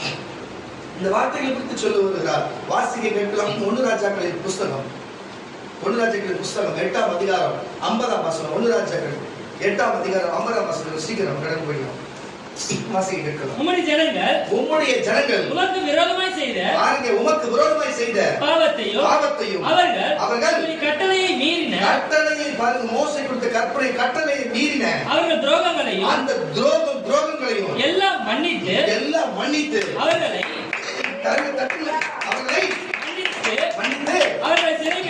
அவர்களை சிறைபிடித்து கொண்டு போகிறவர்கள் அவர்களுக்கு இறங்கத்தக்கதாக இரக்கத்தை அவர்களுக்கு கிடைக்க பண்ணுவீராக. புஸ்தகத்திலே தீர்க்கதரிசிகள் இந்த வார்த்தை பேசுறாங்க பாருங்க. அங்கிருந்து எகிப்திலிருந்து வந்துட்டாங்க மோசை கொண்டு. மோசையும் போயிட்டாரு. மோசைக்கு அப்புறம் நியாயாதிபதிகள் வந்தாங்க. மோசைக்கு அப்புறம் பாத்தீங்கன்னா தீர்க்கதரிசிகள் வந்தாங்க, எத்தனையோ பேரு. ஆனா என்ன காரியம் நடக்குதுன்னா, எல்லாரும் காலத்துக்கு ஏற்ற மாறி மாறி வந்தாங்க. ஆனா இந்த ஜனங்க ஒரு காலம் மாறவே இல்லை. திருப்பி என்னாச்சு? அங்க எகிப்தில் அடிமையா போனாங்க. இப்ப பக்கத்து தேசத்துல அடிமையா போகும்படிக்கு தேவன் நம்மை கட்டளையிட்டு விடுகிறார். தேவனுடைய வார்த்தையிலோ கற்பனை கட்டளை கீழ்ப்படியாம போகுது. அந்நிய மக்கள்களை மறுபடியும் சிறைக்கு அடிமையாக்கு கொண்டு போகும் வேளையிலும் தீர்க்கதரிசி ஊழியக்காரன் அவரை நோக்கி ஜெபிக்கிறார். என்ன சொல்லி? அந்த சிறைப்பிடித்து போனவங்க இருந்து பேசி அவங்க விடுவிக்கும்படிக்கு வேண்டுதல் செய்ய வேண்டும் என்று செய்கிற வாசியா பசங்க புரியும். அப்பதான் உம்முடைய ஜனங்கள் நல்லா கேட்டுங்க. அவர் தீர்க்கதரிசி தேவனை பார்த்து சொல்கிறார், உம்முடைய ஜனங்கள் உமக்கு விரோதமாய் தான் செய்தாங்க. விரோதமாய் செய்த பாவத்தையும் அவர்கள் உம்முடைய கட்டளையை மீறிய கட்டளை மீறிய அவர்கள் துரோகங்களையும் அந்த துரோகத்தையும் எல்லாம் மன்னித்து எல்லாத்தையும் நீங்க மன்னிச்சு அவர்களை சிறைபிடித்து கொண்டு போகிறவர்கள் சிறைப்பிடித்து கொண்டு போகிற அந்நிய மக்களிடத்திலே அவர்களுக்கு இறங்கத்தக்கதாக. என்னத்துப்பா இது? என்ன ஒரு வாக்கு? காரணத்திற்கு இறங்கத்தக்கதாக இரக்கத்தை இறக்க பண்ணும்படியாக. அல்லேலூயா. என்னங்க எனக்கு ஒண்ணும் புரியல. அங்க இருக்க தீர்க்கதரிசியும் மனுஷன் தான், அங்க மோசையும் மனுஷன் தான், ஒரே ரத்தம் தான், ஒரே மனுஷன், ஒரே மொழி தான் பேசுறானுங்க. ஆனா அவனுங்களுக்குலாம் எந்த ஒரு எண்ணம் வர மாட்டேங்குது. இந்த தீர்க்கதரிசிகள் மட்டும் ஏன் இந்த எண்ணம் வருது? ஏன் இந்த ஊழியக்காரர்கள் மட்டும் இந்த எண்ணம் வருது? உங்களுக்கு புரியுதா இல்லையா? எனக்கு ஒண்ணுமே புரியல. தேவன் கிட்ட தீர்க்கதரிசி கேட்கிறாங்க. தீர்க்கதரிசி கேட்டது தேவன் செய்யறாரு. புரியல. எனக்கே ஒண்ணும் புரியல. இவ்வளவு அந்த லிஸ்ட்ல சேர்ந்தால்தான் இந்த ஆள் மட்டும் எப்படி இருக்கிறான், ஏன் இப்படி இருக்குது? உங்களுக்கே எவ்வளவு தோணுதா? எல்லாம் ஒண்ணுதான், ஆனா இவங்க மட்டும் பரிந்து பேச முடியுது, மற்றவங்களால சொன்ன வேலை செய்ய முடியலையே. அல்லேலூயா. அதுதான் யோசிக்கிற விதமா இருக்கிறது. அல்லேலூயா. ஏன்னு சொன்னா தேவன் பரலோகத்தில் இருந்தாலும் தீர்க்கதரிசியோட வாய் இருக்கிறது, தீர்க்கதரிசியோடு அவர் ஆவி இருக்கிறது, இன்றைக்கும் அப்போஸ்தலரோடு அவருடைய ஆவி இருக்கிறது. இயேசு பூமியில் இருக்கும்போது இயேசுவோட ஆவி இருந்தது. அதனாலதான் இன்னைக்கு தேவ மனுஷனாய் நம்ம இருக்கிறோம், தேவன் சிந்தனை சிந்திக்கிறோம், தேவன் மன்னிக்கிறது போல மன்னிக்கிறோம், தேவன் கடிந்து கொள்கிறது போல கடிந்து கொள்கிறோம். இன்னைக்கு தேவன் சொல்றது நடக்கிறது போல தேவன் ஆவி கொடுத்தாலும் நம்ம சொல்லுறது தேவன் அதை கேட்டு செய்கிறார். இதுதான் காரியம். ஒவ்வொரு மனுஷனும் இப்படி நடக்க வேண்டும் தேவன் இருக்கிறார். ஒரு குறிப்பிட்ட மனுஷி மட்டுமல்ல, உலகத்தில் இருக்கிற எல்லாருமே தேவன் தான் ஆதாம் ஏவாளை உண்டாக்கினார். ஆனா வரல, ஆனா நீயாச்சு இருக்கிற, நீயாச்சு இப்படி தெளிவாக இரு, நீ மற்றவனை போல போகாதுன்னு தான் தேவன் இருக்கிறார். அல்லேலூயா. இப்படிப்பட்ட காரியம் இருக்கிறது இஸ்ரவேல் மக்களுக்கு.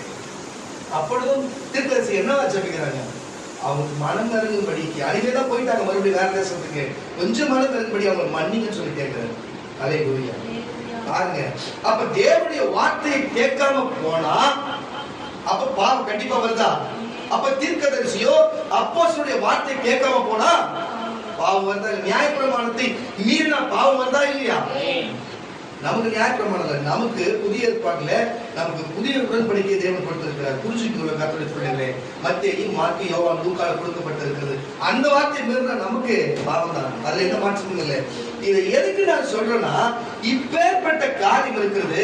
எவ்வளவுதான் தேவன் நமக்கு நன்றி செய்திருந்தாலும், எவ்வளவுதான் நமக்கு ஜீவனை கொடுத்திருக்கிறார், சரித்த ஆரோக்கியத்தை கொடுத்திருக்கிறார், பாதுகாப்பை கொடுத்திருக்கிறார். இப்போ தேவி சொன்னபடியே நான் அங்கதான் நின்றுந்தேன். அதுக்கப்புறம் இந்த மாதிரி சம்பவம் நடந்தது, கொஞ்ச நாள் நின்று எனக்கு ஆபத்தா இருக்குன்னு சொல்லி அவங்களுக்கு சொன்னாங்க, சொல்லிட்டா விஷயம். ஆனா இதை கேட்கிற கர்த்தருடைய பிள்ளைகளே, உன் வாழ்க்கையில் இந்த மாதிரி எத்தனை காரியம் இருக்கிறது உன் மனசாட்சிக்கு தெரியும். அவங்க சொன்னாங்க, நீ சொல்லல, அவ்வளவுதான் வித்தியாசம். உங்களுக்கே தெரியும். இங்க நான் போயிருந்தா, இங்க நின்று இருந்தா, இங்க பேசியிருந்தா, எத்தனை தீர்க்கதரிசி தேவன் எச்சரிக்கை கொடுத்து இந்த இடத்துல போன் பேசாத, இதுல போன் இருந்த பிரச்சனை வரும், இங்க போய் நிக்காத, அங்க பிரச்சனை, இந்த மாதிரி ஆளு கூட அங்க போகாத, அதனால பிரச்சனை வரும். எத்தனை எச்சரிக்கை தேவன் கொடுத்திருக்காரு. அல்லேலூயா. நீ சாட்சியும் நன்றி விசுவாசத்தோட சாட்சி சொல்ற ஆளுங்க, நீ மனங்கா கழுத்துற ஆளுங்க தேவனுக்கும் தெரியும், எனக்கும் தெரியும். இது எதுக்கு நான் சொல்லுறேன் கர்த்தருடைய பிள்ளைகளே, அன்னைக்கு நடந்ததை சொல்லும் பொழுது அப்ப உங்க வாழ்க்கையில எவ்வளவு பேருக்கு செய்திருக்கிற, அதுக்கு நம்ம எப்படி இருக்கணும்? தேவனோடு நன்றியா இருக்கணும். நன்றி எப்படி வெளிப்படுத்தணும்? இப்போ நம்ம மனுஷனுக்கு நன்றியா இருந்தா, நமக்கு 1 லட்சம் ரூபாய் கொடுத்த மனுஷனுக்கு அவனுக்கு நம்ம நன்றியா இருக்கு, அவனுக்கு கஷ்டப்படும் போது நம்ம ஒத்தாசையா இருக்கணும். அவன் தான் நம்ம கூட்டும்போது உங்களுக்கு நமக்கு எப்பயுமே உங்களுக்கு ஒரு உதவியா இருக்கும். இருக்குமா இல்லையா? மனுஷன் ஒருத்தருக்கு ஏற்ற தாழ்வு கொடுத்து உதவுறதே அன்பு. அது வந்து நமக்கு விசுவாசத்தின்படி நம்ம செய்யணும், நன்றியின்படி. சில பேர் பார்த்தீங்கன்னு வச்சுங்களேன், நம்ம கடன் வாங்கி கொடுத்துருந்தா கூட சரி, கடனை கூட அடிக்காத ஊரை விட்டு விடுறவங்க, நம்ம மாட்டி விட்டு போயிடுவாங்க. அப்படிப்பட்ட ஜனங்களும் உண்டு. அவங்களும் அது வந்து நன்றி துரோகம் அதெல்லாம். ஆனா சில பேர் நன்றியா இருப்பாங்க. ஆனா நீங்க நன்றி உள்ளவர்கள் நான் அறிந்திருக்கிறேன். ஆனா உங்க நன்றியை தேவனுக்கு எப்படி காட்டணும்னா, ஞாயிற்றுக்கிழமை ஆறுதல வந்து தேவனுக்கு நீ இந்த வாரம் முழுதும் என் குடும்பத்தை என்னைய பாதுகாத்து நடத்தின அதுக்கு நன்றி, எங்க சபையை பாதுகாத்து நடத்தின நன்றி, இந்த மாதிரி சபை கொடுத்துருக்கு நன்றி, நல்ல வார்த்தையை பேச நன்றி சொல்லி அந்த நாள் அந்த 2 மணி நேரத்துல அவருக்கு நன்றி சொல்ல வாரம் முழுதும் நல்லதாக இருக்கிற இந்த ஒரு நாள் நன்றி சொல்லு. இதுதான் அவருக்கு நீ செய்கிற நன்றியா இருக்கிறது. இதுதான் நன்றியா இருக்கிறது. ஆனா நீ அவருக்கு ஏதாவது செய்யணும்னு நினைச்சுனா, வெள்ளிக்கிழமை கொடுத்து வந்தா அவங்களுக்கு ஜப கொடுக்கப்படும். பிள்ளைகள் ஜபிக்கப்படும், கூடி ஜபிப்ப, அப்போ அந்த ஜபம் கேட்கப்படும். நீயும் மோசை போலவோ, நீயும் வந்து எலியாவை போலவோ, நீ தேவனுக்குள்ள இந்த ஜனங்களுக்காக பரிந்து பேசுறது போல உன்னுடைய வார்த்தையை கேட்டோம். நீ கேட்டபடினாலே செய்யணும்னு அவர் சொன்ன வார்த்தைப்படி நீ கேட்டபடினாலே செய்வார். அதனாலே ஜனங்கள் மீட்கப்படும். புரிஞ்சுக்கொள்ளும் கர்த்தருடைய பிள்ளைகளே, மோசை போல உருவ தோற்றம் இருக்கணும்னு அவசியம் இல்லை. மோசை பேசினது போல பரிந்து நம்ம பேசினாலே போதும். மோசையின் தேவன் நமக்கு செய்ய வல்லவராக இருக்கிறார். இப்படிப்பட்ட காரியங்களுக்கு தேவன் நமக்கு செய்திருக்கிறார். இப்படிப்பட்ட காரியத்தை கர்த்தர் நமக்காக வைத்திருக்கிறார். இப்படி எல்லாம் இருக்கிறது கேட்டுக்கொண்டு இருக்கிற கர்த்தருடைய பிள்ளைகளே, நீங்கள் என்ன சிந்தனை இருக்கிறீங்க? வாசிக்க கேட்கிற சங்கீதங்களின் புஸ்தகம் 103ஆம் சங்கீதம், சங்கீதங்களின் புஸ்தகம் 103ஆம் சங்கீதம் 3 கூட தேவகரம் எடுத்து வச்சுக்குமா. சங்கீதங்களின் புஸ்தகம் 103ஆம் சங்கீதம் 3 நீ எடுத்துக்குமா. 2 நாளாகமத்தின் புஸ்தகம் 2 நாளாகமத்தின் புஸ்தகம் 7ஆம் அதிகாரம் 7ஆம் அதிகாரம் 14ஆம் வசனத்தை பாஸ்டர் விக்கி அவர் வாசிக்கிறது. 2 நாளாக புஸ்தகம் 7ஆம் அதிகாரம் 14ஆம் வசனம். என் நாமம் தரிக்கப்பட்ட என் ஜனங்கள் என்னப்பா தங்களை தாழ்த்தி ஜெபம் பண்ணி என் முகத்தை தேடி தங்கள் பொல்லாத வழிகளை விட்டு தங்களுடைய பொல்லாத எப்படி சொல்றாருன்னா, இப்போ ஒரு மனுஷன் பாவம் பண்ணிப்பது, இப்போ நல்லா கேட்டுங்க, இப்போ நான் பேசுறது என்னன்னா, பாவம் மன்னிப்புன்னு சொல்லிட்டு தேவன் பாவம் மன்னிப்பு கொடுத்தாரு, எப்படி இருக்கணும்னு பேசணும். ஆனா இந்த கேட்டுக்கொண்டு அந்த ஜனங்கள் எப்படி தேவனிடத்திலே பாவ மன்னிப்பு பெற வேண்டும், இது அமர்ந்து இருக்கிற நீங்கள் எப்படி வேத வசனத்தின்படி பெற வேண்டும், இன்னும் ஆழமான என்ன காரியங்கள் தான் பேசுறார். வாசிங்க வசனத்தை. என் நாமம் தரிக்கப்பட்ட என் ஜனங்கள் தங்களை தாழ்த்தி ஜெபம் பண்ணி தங்களை எல்லா விதத்திலும் ஓடுகிற உடையிலும் ஓடுகிற அலங்காரத்திலும் பேசுகிற வார்த்தையிலும் நடக்கிற நடையிலும் வைத்திருக்கிற பண திமிரிலும் எல்லாத்திலையும் என்னப்பா தங்களை தாழ்த்தி ஜெபம் பண்ணி தேவனுடைய முகத்தை தேடி பொல்லாத வழிகளை விட்டு, தேவனுடைய முகம் எங்க இருக்குது? சபையில் தான் இருக்குது. தேடி பொல்லாத வழிகள் என்னென்னலாம் தேவனுக்கு விரோதமா, ஊழியக்காரர்களுக்கு விரோதமா, சபைக்கு விரோதமா, பொதுமக்களுக்கு விரோதமா, அக்கம் பக்கத்துக்கு உறவுக்கு விரோதமா நீ என்னென்ன காரியம் செய்தி வரலாம் விட்டு திரும்பினார் அப்பொழுது பரலோகத்தில் தேவன் சொல்றார், பரலோகத்தில் இருக்கிற நான் கேட்டு உன் ஜபத்தை கேட்டு அவர்கள் பாவத்தை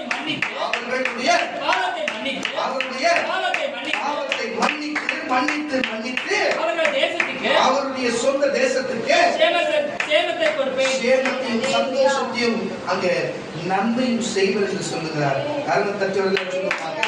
அப்ப இன்னைக்கு கர்த்தருடைய பிள்ளைகளே, ஒருவேளை வாகனம் வர வேண்டும் என்று சொல்லி வாகனம் முன்பு வராமல் இருக்கலாம், வீடு வர வேண்டும் என்று பார்த்து வீடு வராமல் இருக்கலாம், பணம் வர வேண்டும் பணம் வராமல் இருக்கலாம், சுகம் வர வேண்டும் என்று சுகம் வராமல் இருக்கலாம். பாருங்க கர்த்தருடைய பிள்ளைகளே, நன்மை வர வேண்டும் என்று சொல்லி வராமல் இருக்கலாம்.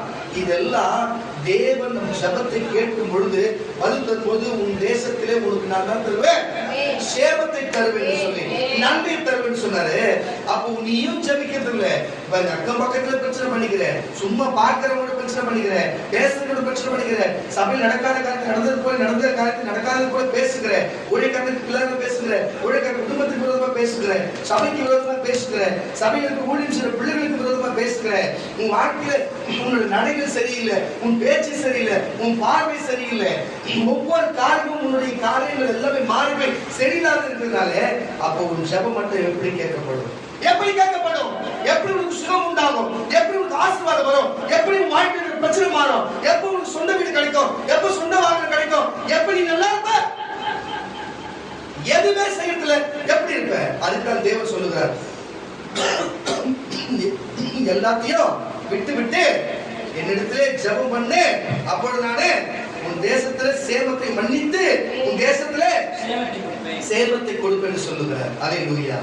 இஸ்ரவேலர்கள் மக்களுக்கு இப்படிப்பட்ட காரியத்தை செய்து மனம் திரும்பினபடியினாலே தேவன் மனம் இறங்கி அவர்களை மன்னித்தார் என்று வேதம் சொல்லுகிறது.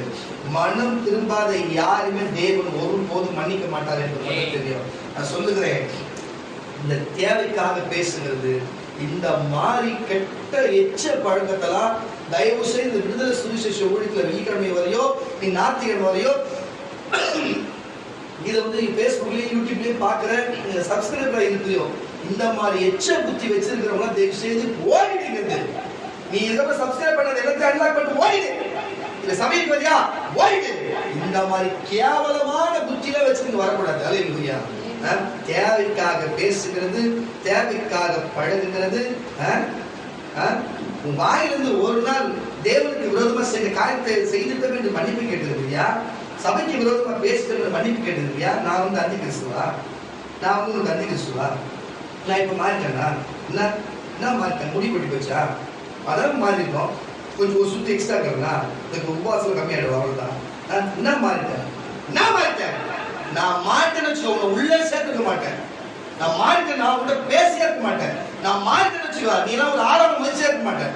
ஃபர்ஸ்ட் புரிச்சு கொடுங்க கர்த்தருடைய பிள்ளைகளே. யார் மாட்டா போய் சொல்லி அந்தி கிறிஸ்து ஊழியம் செய்யறாரு. என்ன வார்த்தை சொன்னவரை கர்த்தர் பாக்குறாரு, சொல்ல காரணமான கர்த்தர் பாக்குறாரு.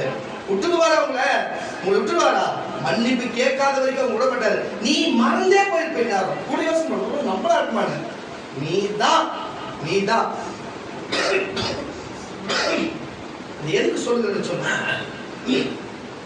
தயவு செய்து மனம் திருப்பி விடுங்க. தயவு செய்து தேவனுக்கு மன்னிப்பு கேளு. எவன்கிட்ட தப்பு பண்ணியோ, யாவகிட்ட பேசுனியோ, தப்பா பேசுனியோ, எந்த காரியத்துக்கிட்ட பேசுனியோ, நேரடியா போய் நான் உங்களுக்கு விரோதமா பேசுற தப்புதான், உன் குடும்பத்துக்கு விரோதமா செயல்பட தப்புதான், ஒண்ணு முடிஞ்சா மன்னிப்பு கேளு. தைரியம் தான் மன்னிப்பு கேளு. சபைக்கு விரோதமா செஞ்சா மன்னிப்பு கேளு. ஊழியர்களுக்கு விரோதமா செஞ்சா மன்னிப்பு கேளு. தேவனுக்கு விரோதமா அவர் சபைக்கு வரலையா, அவர் துதிக்கலையா, ஊழியம் செய்யலையா, ஜபிக்கலையா, கீழ்படியாம இருந்தியா, அவர் சொன்ன வார்த்தைக்கு விரோதமா செஞ்சியா, தேவன்கிட்ட மன்னிப்பு கேளு. எவன்கிட்ட தவறு செஞ்சா அவன்கிட்டே போய் மன்னிப்பு கேளு. ராயனுக்கும் கர்த்தருக்கும் கொடு சொன்னவர். நீ எவன்கிட்ட தப்பு செஞ்சியோ, தப்பா பேசுறியோ, எந்த பாவத்தை செஞ்சியோ அங்கே மன்னிப்பு கேளு. அப்படி கேட்பாயானா, ஹல்லேலூயா, கேட்கிற நீ மன்னிக்கப்படுவாய். அவன் மன்னிச்சாலும் மன்னிக்கிற கேட்டனால நீ மன்னிக்கப்படுவாய். தேவனும் உன்னை கட்டாயம் மன்னிப்பார். ஹல்லேலூயா. இதெல்லாம் வணங்கா கழுத்துள்ள இதுவா இருந்து, ஆனா நீங்க எல்லாம் பண்றதெல்லாம் பண்ணிட்டு நான் எதுவும் பண்ண மாட்டேன். வேற தான் சொல்லுது. வேற என்ன சொல்லுது? நான் எந்த தப்புமே பண்ணலையே, நான் எந்த தப்புமே செய்யல, இவதான் செஞ்சா, இவர்தான் செஞ்சாரு, அவங்க தான் செஞ்சாங்க, இவங்க சொன்னா எந்த தப்புமே செய்யல. நான் சொல்றேன் எல்லா தப்புமே நான் பண்ணுவேன் தான். புரியுதா இல்லையா? ஆனா தேவன் இந்த மன்னிப்பு நான் மன்னிப்பு கேட்டோம் சொல்றேன் உங்களுக்கு. இந்த உலகத்துல இயேசுவை தவிர உத்தமும் நீதிமான யாரும் கிடையாதுங்க. ஹல்லேலூயா. அது ஒருவர் தான். நாங்கெல்லாம் பாதி எங்களுக்கு தெரியும். உலகங்களை பரிசுத்தவான்னு சொல்லலாம், ஆனா நாங்களே எங்களை சொல்லிக்கிறது இல்லை. எங்களுக்கு தேவன் சொல்றாங்க காத்திருக்கிறோம். ஆனா உலகம் சொல்லலாம், சொன்னா சொல்லிட்டு போட்டோம். பாதின்னு சொன்னா எங்களுக்கு ஒண்ணும் வரப்போதில்ல, பரிசுத்தவான்னு சொன்னாலும் எங்களுக்கு ஒண்ணும் வரப்போதில்லை. இயேசு ஒருவரே பரிசுத்தம் தெரியும். தயவு செய்து சொல்லுகிறேன், நான் யாருன்னு எனக்கு தெரிஞ்சிருக்குது, நீங்க யாரும் உங்களுக்கு தெரிஞ்சிருக்கோம். அப்புறம் என்ன மன்னிப்பு கேட்கறது உங்களுக்கு அப்படி ஒரு ஈகம், அப்படி ஒரு கிருந்தல் புத்தி, அப்படி கெட்ட புத்தி? குருவி மூல மாதிரி இருக்கிற உங்களுக்கு இவ்வளவு யோசனை தோணுதுன்னா, கழுகு மூல மாதிரி தேவ கொடுத்து வச்சுக்கிற எங்களுக்கு எவ்வளவு யோசனை தோணும். உன் மனதில் உன் சிந்தனை கிட்ட அறிஞ்சு உனக்கு நாங்க சொல்ற இடத்துல நாங்க இருக்கிறோம்னா, நீ எங்களை என்ன செஞ்சிட முடியும்? நீ என்ன பிளான் பண்ண எங்களை என்ன பண்ணிட முடியும்? எல்லா பிளான் குப்பை தொட்டிக்கு போயிடும். இப்ப பிரயாசப்பட்டுங்கிற ஒன்னுத்துக்கும் பிரோஜனம் இல்லாத போயிடும். பார்த்துக்கோ, ஒரு காரணம் பிரோஜனமே இருக்காது. இவ்வளவு நாள் பிரயாசப்பட்டது ஒரு ரூபாய்க்கு பிரோஜனம் இருக்காது. கட்சியில போலீஸ் கேஸ் தான் நிக்கணும். மனசுல வச்சுக்க, தயவு செய்து சொல்றேன். கரணத்தை சொல்லுவோமா, ஒரு பாவம் கிடையாது. நீங்களாம் ஒரு கிறிஸ்தவங்களா, நீங்களாம் ஒரு ஊழியத்தை செய்யறது வந்துக்கிறீங்க, நீங்க எல்லாம் சபைக்கு வரீங்க, உங்களெல்லாம் என்னத்த சொல்லுகிறது? என்னத்த சொல்லுகிறது? ஹல்லேலூயா. ஊழியக்காரங்க போய் இன்னொரு சபையில போறவங்க போய் சொல்லலாமா? உனக்கு எவ்வளவு கெட்ட புத்தி இருக்குன்னு சொல்லலாமா? வேற என்ன சொல்லுது? நீ போயிட்டு பைபிள் ஒன்றும் படிக்க தெரியுமா உனக்கு? பைபிள் படிச்சு பாரு. பைபிள் படிச்சு பார்த்துட்டு என்ன பாரு, நான் கரெக்டா இல்லையான்னு தெரியும். நீ பைபிள படிக்காத நியாயம் தெரியாது. பைபிள் படிச்சுட்டு பார்த்துட்டு நான் கரெக்டாக சொல்லு. நான் கண்டிக்கிறதோ, நான் மிரட்டுகிறதோ, நான் உருட்டுகிறதோ எதுக்கு? அவன் திருந்துறதுக்காகத்தான். அப்படி ஊட்டிட்டு கடைசிக்கு நான் பேச போறேன். ஏன் மன்னிச்சு திருப்பி சேர்த்துக்கிற? திருப்பி எடுத்து ஏன் கொடுக்குற? பைபிள்ல வசனம்னு ஒண்ணு இருக்குது, படிக்க. நீ வாசமா சங்கீதம் புஸ்தகம் 103:3 வாசமா. அவர் உன் அக்கிரமங்களை எல்லாம் கரங்களை தட்டுகிறே உங்கள் அக்கிரமங்கள் எல்லாம் மன்னித்து அப்போ பாருங்க, பாவமும் காரியம் செய்தால் நோய்களும் உண்டாகும். தேவனுடைய ஊழியக்காரனுக்கு விரோதமா செயல்பட்டாலும், செஞ்சுட்டு செய்யலன்னு சொன்னா, செய்யாத செஞ்சேன்னு சொன்னாலும், இப்படிப்பட்ட எரிச்சலான பின்னால் ஆலோசனை கொடுத்தாலும் அவங்களுக்கு என்னவா இருக்கும்? நோய்களை எல்லாம் குணமாக்கி சாவ அழிவிக்கின்ற விலக்கி உன் கிருபையினாலும் இரக்கங்களினாலும் முடிசூட்டி நன்மையினால் உம்மாயை திருப்தியாக்குகிறார். நான் இதை எதுக்கு சொல்றேன் கர்த்தருடைய பிள்ளைகளே? பாவ மன்னிப்பு கேட்கிறோம்ங்கிறதா.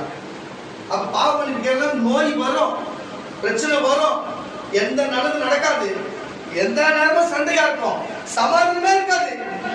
ஒண்ணு ஊழியக்காரன்கிட்டயும், சபை கிட்டயும், சபையார்கிட்டயும், தேவன்கிட்டயும் நீ வெளியில யாருக்குன்னா விரோதமா பண்ணா தயவு செய்து மன்னிப்பு எடுத்து போயிடு. அவங்க மன்னிக்கலாம் கூட போறாங்க, நீ தப்பிச்சுக்கோ, உனக்கு எல்லாமே நல்லதா நடக்கும். அவ்வளவுதான் நான் சொல்லுவேன். இன்னைக்கு கேட்டுக்கொண்டிருக்கிற கர்த்தருடைய பிள்ளைகளே, இந்த வெளிய சத்தத்தை கேட்கிற பிள்ளைகளே, உங்களுக்கு எச்சரிக்கை சொல்லுகிறேன். நான் 3 to 8 வரைக்கும் அப்படியே தொடர்ந்து அந்த சங்கீதம் அப்படியே வாசிக்கலாம்.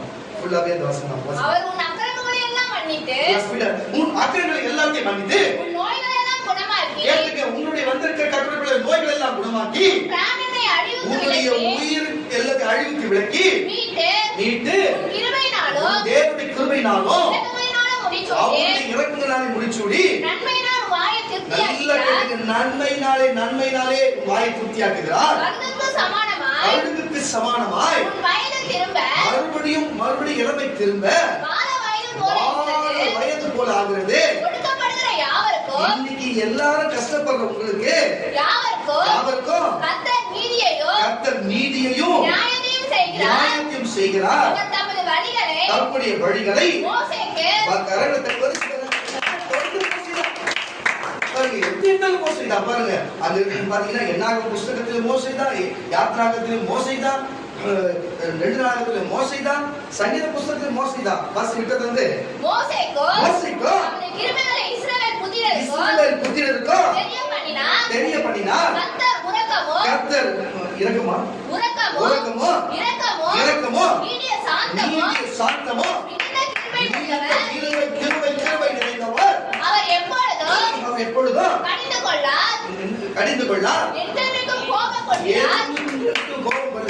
அவர் தம்முடைய பாவங்களுக்கு தக்கதாக நமக்கு செய்யாமலும் நம்முடைய அக்கிரமங்களுக்கு தக்கதாக நமக்கு சரி கட்டாமலும் இருக்கிறார். சரி கட்டினா நரகம் தான், சரி கட்டினா அக்னி கந்தம் தான், சரி கட்டினா பாதாளம் தான், சரி கட்ட நிர்மூலம் தான். யாரும் ஒருத்தர் ஆமை அலையில சொல்றாங்க.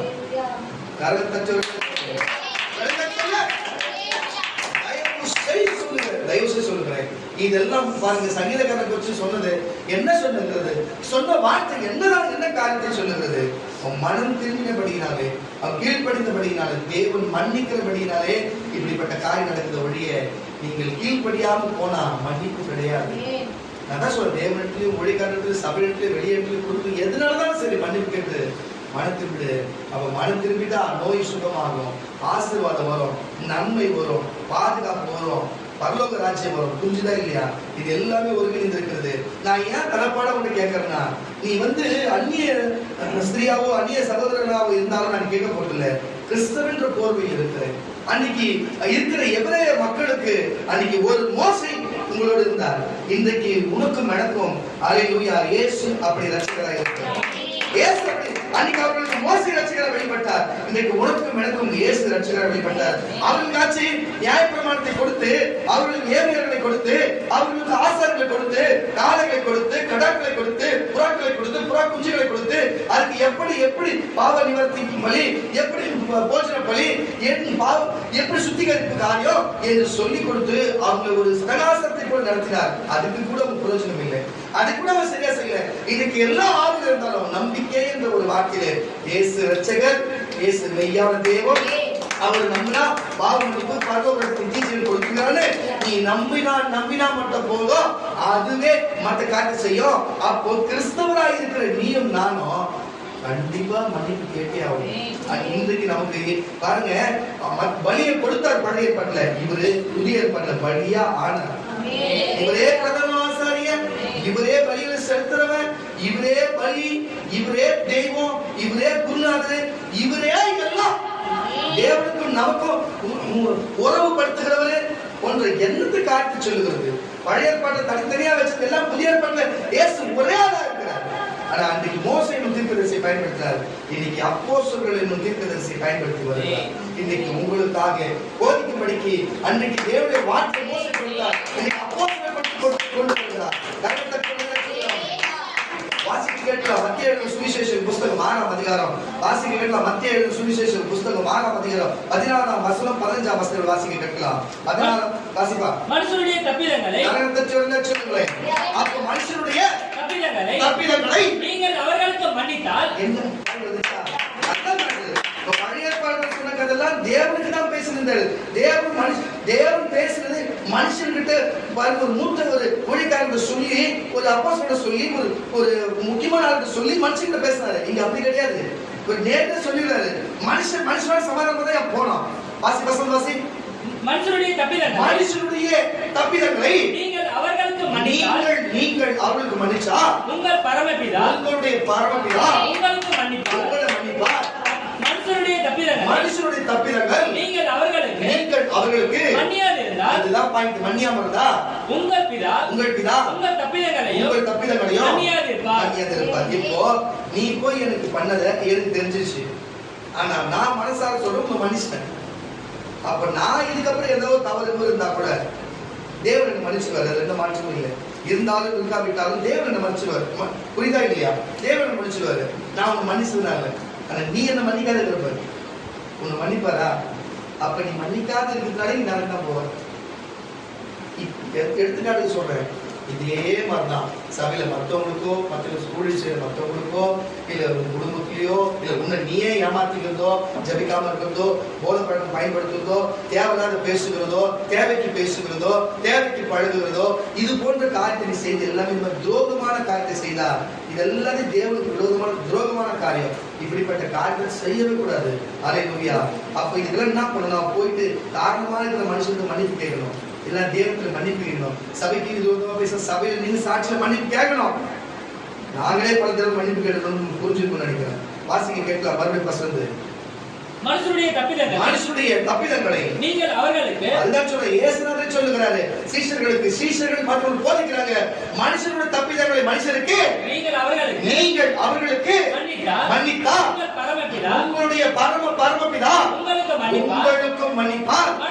மனுஷருடைய தப்பிதங்களை நீங்கள் அவர்களுக்கு மன்னியாமல் திமிரோடும் ஒச்சிப்போடும் பொறாமோடும் இவளா ஒரு ஆணா, இவளா ஒரு பொண்ணா, இவளா ஒரு பையனா என்று நீங்கள் மன்னியாது போனா உங்கள் பிதா உங்களுக்கு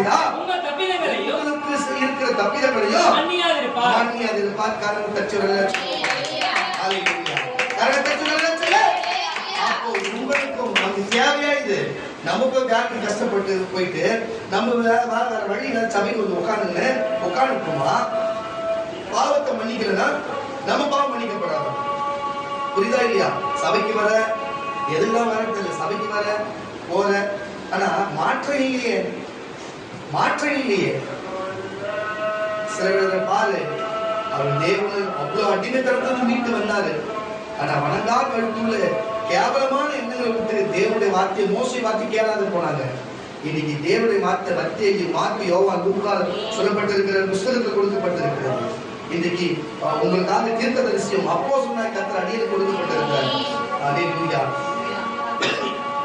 அப்புறம் உங்களுக்கு என்ன குறை? நீயே ஏன் ஏமாத்திக்கிறீங்க? நீங்களே ஏன் குறையாக்கி பண்றீங்க? தயவு செய்து மன்னிப்பு கேட்டுட்டு விட்டுவிட்டு சேமமான வாழ்க்கைக்குள்ள வாப்பா, சேமமான வாழ்க்கைக்குள்ள வா, சந்தோஷத்தை பெற்றுக்கோ, நன்மை பெற்று. எத்தனை ஜபங்கள் தடைப்பட்டு இருக்குது பாரு, எத்தனை விண்ணப்பங்கள், எத்தனை தீர்க்கதரிசனம் தடைப்பட்டு இருக்கிறது பாரு. அது சுதந்திரித்துக் கொள்ள வேண்டும் சொன்னா தயவு செய்து மன்னித்து விட்டு வெளியே வா. ஈகோ விட்டுட்டு, நீ பெரியவன் நான் பெரியவனா விட்டுட்டு, அவன் தப்பு பண்ண நான் பேசுறத விட்டுட்டு, அவன் தப்பு பண்ணத பார்த்து அவன் சுமக்க போறான். நீ ஏன் அவங்க மன்னிக்காம நீ ஏன் பாவத்துல மாட்டேன்? எந்த காரியத்தை செய்யறது மன்னிக்காம இருந்தோம், கேட்காம இருந்தோம், ஒரு பாவமாயிடுமே. ஏன் நீங்க போய் செய்யணும்? தயவு செய்து புரிஞ்சு கொடுங்க கர்த்தருடைய பிள்ளைகளே. இனியாச்சும் மனம் திரும்புங்க, இனியாச்சும் இதை விட்டு விடுங்க. நமக்கு நன்மை வேணும். நம்ம ஒழுங்கா சபைக்கு வந்து காணிக்கை கொடுத்து அதை பண்ணி இதை பண்ணி ஏதாவது செஞ்சு நம்ம இவ்வளவு தூரம் கெட்ட பேர் எடுக்கிறதுக்கு நம்ம மன்னிப்பு கேட்டுலாமே. ஒரே இதுவா மன்னிக்கிட்ட வேலையை முடிச்சிருப்ப தேவையான நம்ம பேச போறாரு. புரிஞ்சுக்கணும். வாசிக்கிற லூக்கா சுவிசேஷ புஸ்தகம் 17ஆம் அதிகாரம். லூக்கா சுவிசேஷ புஸ்தகம் 17ஆம் அதிகாரம் 3:4. அதுல என்ன சொல்றாரு பாருங்களேன். பாருங்க, எல்லாம் அப்போஸ்தலர் கொண்டே சொல்றாரு பாருங்க. உங்களை குறித்து அவர்களை தட்டி நல்லா சொல்லுங்க. முதல்ல பாருங்க, இவங்க நம்ம இஸ்ரவேலை குறித்து எபிரேயரை குறித்து நம்ம பார்த்து வந்தோம்.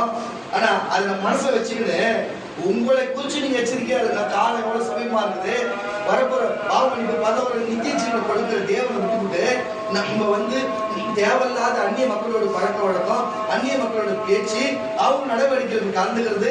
தயவு செய்து இந்த மாதிரி எண்ணங்கள் எல்லாம் விட்டுட்டு தயவு செய்து இயேசு ஒருவர் இருக்கிறார், ஒரு ஊழியக்காரர் கொடுத்திருக்கிறார். நமக்கு சபையில கட்டுத்திட்டம் இருக்கிறது, நமக்கு சட்டத்திட்டம் இருக்கிறது. அதன் வழியா நம்ம போகணும். அல்லேலூயா. நம்ம எந்த அந்நியரோட பேச்சோ எந்த சாதாரண மனுஷனோட பேச்சை கேட்கவே கூடாது. இந்த காலத்துல எவையா நமக்கு நல்லது நினைக்கலாம்? நம்ம நல்லது நடக்கணும் எவன் சொல்றான்? சொல்லுங்க, நல்லது நடக்கணும் யார் சொல்றான்? சொல்லுங்க. ஒண்ணும் கிடையாது, ஒண்ணும் இல்ல. 2 நாய் வச்சிருக்கிறேன். அவனுக்கு என்னதான் ஆச்சோ தெரியல, என்னதான் ஆச்சோ தெரியல, என்ன நடக்கும் தெரியல. 2 நாய் வச்சிருக்கிறேன். அந்த நாய் குறிச்சு ஒரு கம்ப்ளைண்ட். ஊர் உள்ள எத்தனையோ நாய் குலைக்குது. அதெல்லாம் கம்ப்ளைண்ட் கிடையாது. நான் வச்சுக்கிற நாய் தான் கம்ப்ளைண்ட், நான் வச்சுக்கிற கோய் தான் கம்ப்ளைண்ட், நான் வச்சுக்கிற புறா தான் கம்ப்ளைண்ட். ஏன் நம்மளால வாழ விடுவாங்களா? ஊழியக்காரன்ற பேர்ல இருக்கிறவங்களும் சரி, நம்ம பாரு சபையில இருக்கிறவங்களும் சரி, அப்ப பாருங்க அக்கம் பக்கத்துல சரி, நம்ம கூட பழகிறோம் சரி, நம்ம வாழ விட்டுடுவாங்களா? ஃபர்ஸ்ட் நமக்கு தெரிஞ்சவங்க தானே, நம்ம பழக்கப்பட்டவங்க சரி கூட ஏன் போல, நம்ம எவ்வளவுக்கு அட்ஜஸ்ட் பண்ணி போறோம்ல, போறோம்ல. ஏன்னா நம்ம நல்லா இருக்கக்கூடாது, நம்ம நல்லா இருக்கக்கூடாது. நம்ம ஒரு ஆடு வச்சுக்கூடாது, நாய் வச்சுக்கூடாது, நம்ம வச்சுக்கவே கூடாது. முதல்ல நம்ம இங்க இருக்கக்கூடாது, நம்ம செத்துனோம், நம்ம இருக்கவே கூடாது இங்க, புரியுதா? நம்ம பிச்சைக்கார மாதிரி ட்ரெஸ் பண்ணணும், நம்ம எதுவுமே பண்ண பைத்தியக்கார மாதிரி சுத்தணும். அப்போ பிரதர் நல்ல பிரதர். ஏன்டா கடங்குறீங்க? ஏன் கடங்குறீங்க? ஏன் இருக்கிறீங்க? இப்படிப்பட்ட கேவலமான சுத்த எச்ச புத்தியை உள்ள ஆளுங்களா இருக்கிறாங்க. இதெல்லாம் யார்கிட்ட போய் மன்னிப்பு கேட்க முடியும்? இவங்க யார்கிட்ட போய் மன்னிப்பு கேட்க முடியும்? தயவு செய்து சொல்லுகிறேன், கிறிஸ்தவன்ற போர்வையில கெட்ட புத்தியோடு வாழ வேணாம். எவனா எல்லாம் செஞ்சுட்டு போட்டோம், எவனா என்ன பண்ணிட்டு போட்டோம். உங்களுக்கு என்ன பிரச்சனையா? உங்களுக்கு பிரச்சனை கேள்வியா? தெரியுமா? அதுல தவறாக கிடையாதுயா. ஏன் இந்த மாதிரி மட்டமான புத்தி? அத்தவங்க வீட்டுல கறி குழம்பு சாப்பிட்டா உங்களுக்கு என்ன பிரச்சனை? அத்தவங்க வீட்டுல ஏசி பிரிச்சு வாங்கினா உங்களுக்கு என்ன பிரச்சனை? அடுத்த 2 வீடு வாங்கி போட்டா என்ன பிரச்சனை? அவ லீஸ்ல இருந்து காலி பண்ணா உங்களுக்கு என்ன பிரச்சனை? அவ லீஸ்க்கு வந்தா உங்களுக்கு என்ன பிரச்சனை? உங்களுக்கு ஏன் இந்த கேவலமான எண்ணம் வருது? அல்லேலூயா. வெளியில இருக்கிறவங்க தான் கேவலமான புத்தியில வாழலாம். கிறிஸ்தவன்ற போர்வை உனக்குள்ள கேவலமான புத்தி வருதுன்னா உங்களுக்குள்ள இருக்கிறது எவன்? கண்டிப்பா இயேசுநாதர் இருக்காது, வாய்ப்பே கிடையாது. இயேசுநாதர் தான் இப்படி சிந்தனை வராது. இப்ப வேற எவ்வளவு இருக்கிறான், அவன் எவன்னு பாருங்க. புரிஞ்சுக்கொள்ளும் கர்த்தருடைய பிள்ளைகளே. கரண தச்சோட சொல்லிக்கணும். அல்லேலூயா. உங்கள்தான் நேசிக்கிறேன் கணக்கெடுத்து பார்த்து எத்தனை பேர் தெரியல. அதுவே கர்த்தர் நியாயம் விசாரிக்கட்டும் என்று இன்னைக்கு கர்த்தருடைய பாடத்திலேயே நான் ஒப்புக்கொள்ளும். கரண தச்சோட சொல்லுவோமா? கர்த்தருடைய பிள்ளைகளே கவனத்தோடு புரிஞ்சுங்க. வாசிக்க கேட்கலாம். வாசிமா. உங்களை குறித்து சொல்ற முதல்ல நம்ம கொஞ்சம் உங்களை குறிச்சு நீங்க எச்சரிக்கையா இருங்க. சகோதரன் உனக்கு பாயிண்ட் வந்து பாருங்க. நான் ஒரு நாள் பாஸ்டர் விக்கி அவரை வந்து ஒரு சில காரியத்தில் அவர் வந்து ரொம்ப கண்டிச்சேன் அவரை.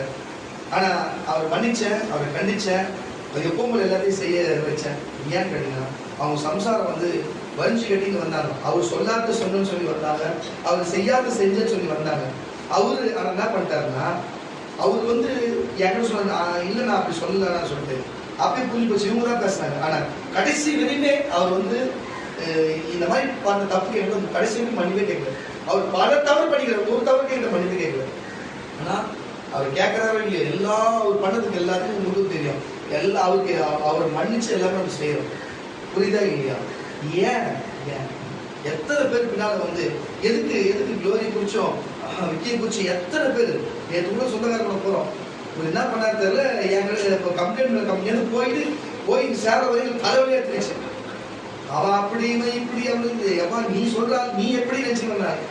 எதுக்கு இதை சொல்றேன்னா, 1000 பேர் 1000 சொல்லட்டும். ஆனா நான் உங்களை எந்த விரோதமா இல்லை, உங்களை மன்னிக்கிறேன்ல. ஆனா நான் கண்டிப்பேன், நான் மேற்கொள்ள கேட்பேன். ஆனா மன்னிக்காத போதும். உன் சகோதரி 7 தரம் இல்லை 70 தரம் தவறு செஞ்சாலும் அவனை மன்னிக்கிறேன்ற அந்த வானில் நான் போறேன், மன்னிக்கிறேன். ஆனா தப்பு பண்றது நீங்க ஒரு மன்னி கூட கேட்க மாட்டீங்க. நீங்க எல்லாம் என்னத்தை ஊழியை செஞ்சு எங்க குடிக்கிறது என்னத்த நீங்க கொடுக்க போறீங்களோ தெரியல. அவரே சாட்சி. எதுக்கு அவரை வச்சு பேசுறேன்னா, உங்களுக்கு குறைக்கணுன்றதுக்காக. அவர் எவ்வளவு க்ளோஸா இருந்தாலும் அவர் எவ்வளவு எல்லாருக்கும் மொக்க வாங்கிக்கிறாருன்னா புரிஞ்சுக்கொள்ளுங்க. நாளைக்கு உங்களுக்கு என்ன நிலைமை கவனமா இருங்க. கரணத்தை சொல்லுவோமாக அவர் மனுஷன் மறுபடியெல்லாம் செய்யறது அது வேற. அந்த வார்த்தைக்கு அந்த பொருளுக்கு தான் அதை பத்தி பேசுறேன். வாசி. உன் சகோதரன் உனக்கு விரோதமாய் குற்றம் செய்தார் அவனை கடிந்துகொள். அததான் செஞ்சேன். இதுதான் செய்யறேன். நான் இப்ப சபையில எல்லாம் என்ன காரியம் கடிந்து கொள்ளுகிறேன். நான் கட்டிட்டு கொள்ளுறேன். ஏன் செஞ்சேன் மூச்சை காட்டு அதை பண்ற நீங்க சொல்லுவீங்க. உங்களுடைய பார்வைக்கு என்னென்னமோ பேசும். பின்னாடி போய் 5 கிறிஸ்தாவே மாற்றணும் சொல்லுங்க. ஒரு பழையபல மாறிட்டாரு. ஐயோ ரொம்ப அழகா நீ மாறிட்ட. எங்க சபைக்கு தானே ரொம்ப அப்படியெல்லாம் சொல்ல போற. வாசி. அவனை கடிந்துகொள். அவன் மனஸ்தாபப்பட்டா நல்லா கேட்டுக்க. அவன் ஒரு மாதிரி ரொம்ப மனசு கஷ்டப்பட்டா அவனுக்கு மன்னிப்பாயாக. அவன் இருமா பார்த்தான்னு வச்சுக்கல தொண்டை கொள்ளாத அந்த மெருக்கு போறத சொல்றேன். கத்தரை மெரிப்பாரு. ஆனா ஒரு வேலை மனஸ்தாபப்பட்டா மன்னிப்பாயாக.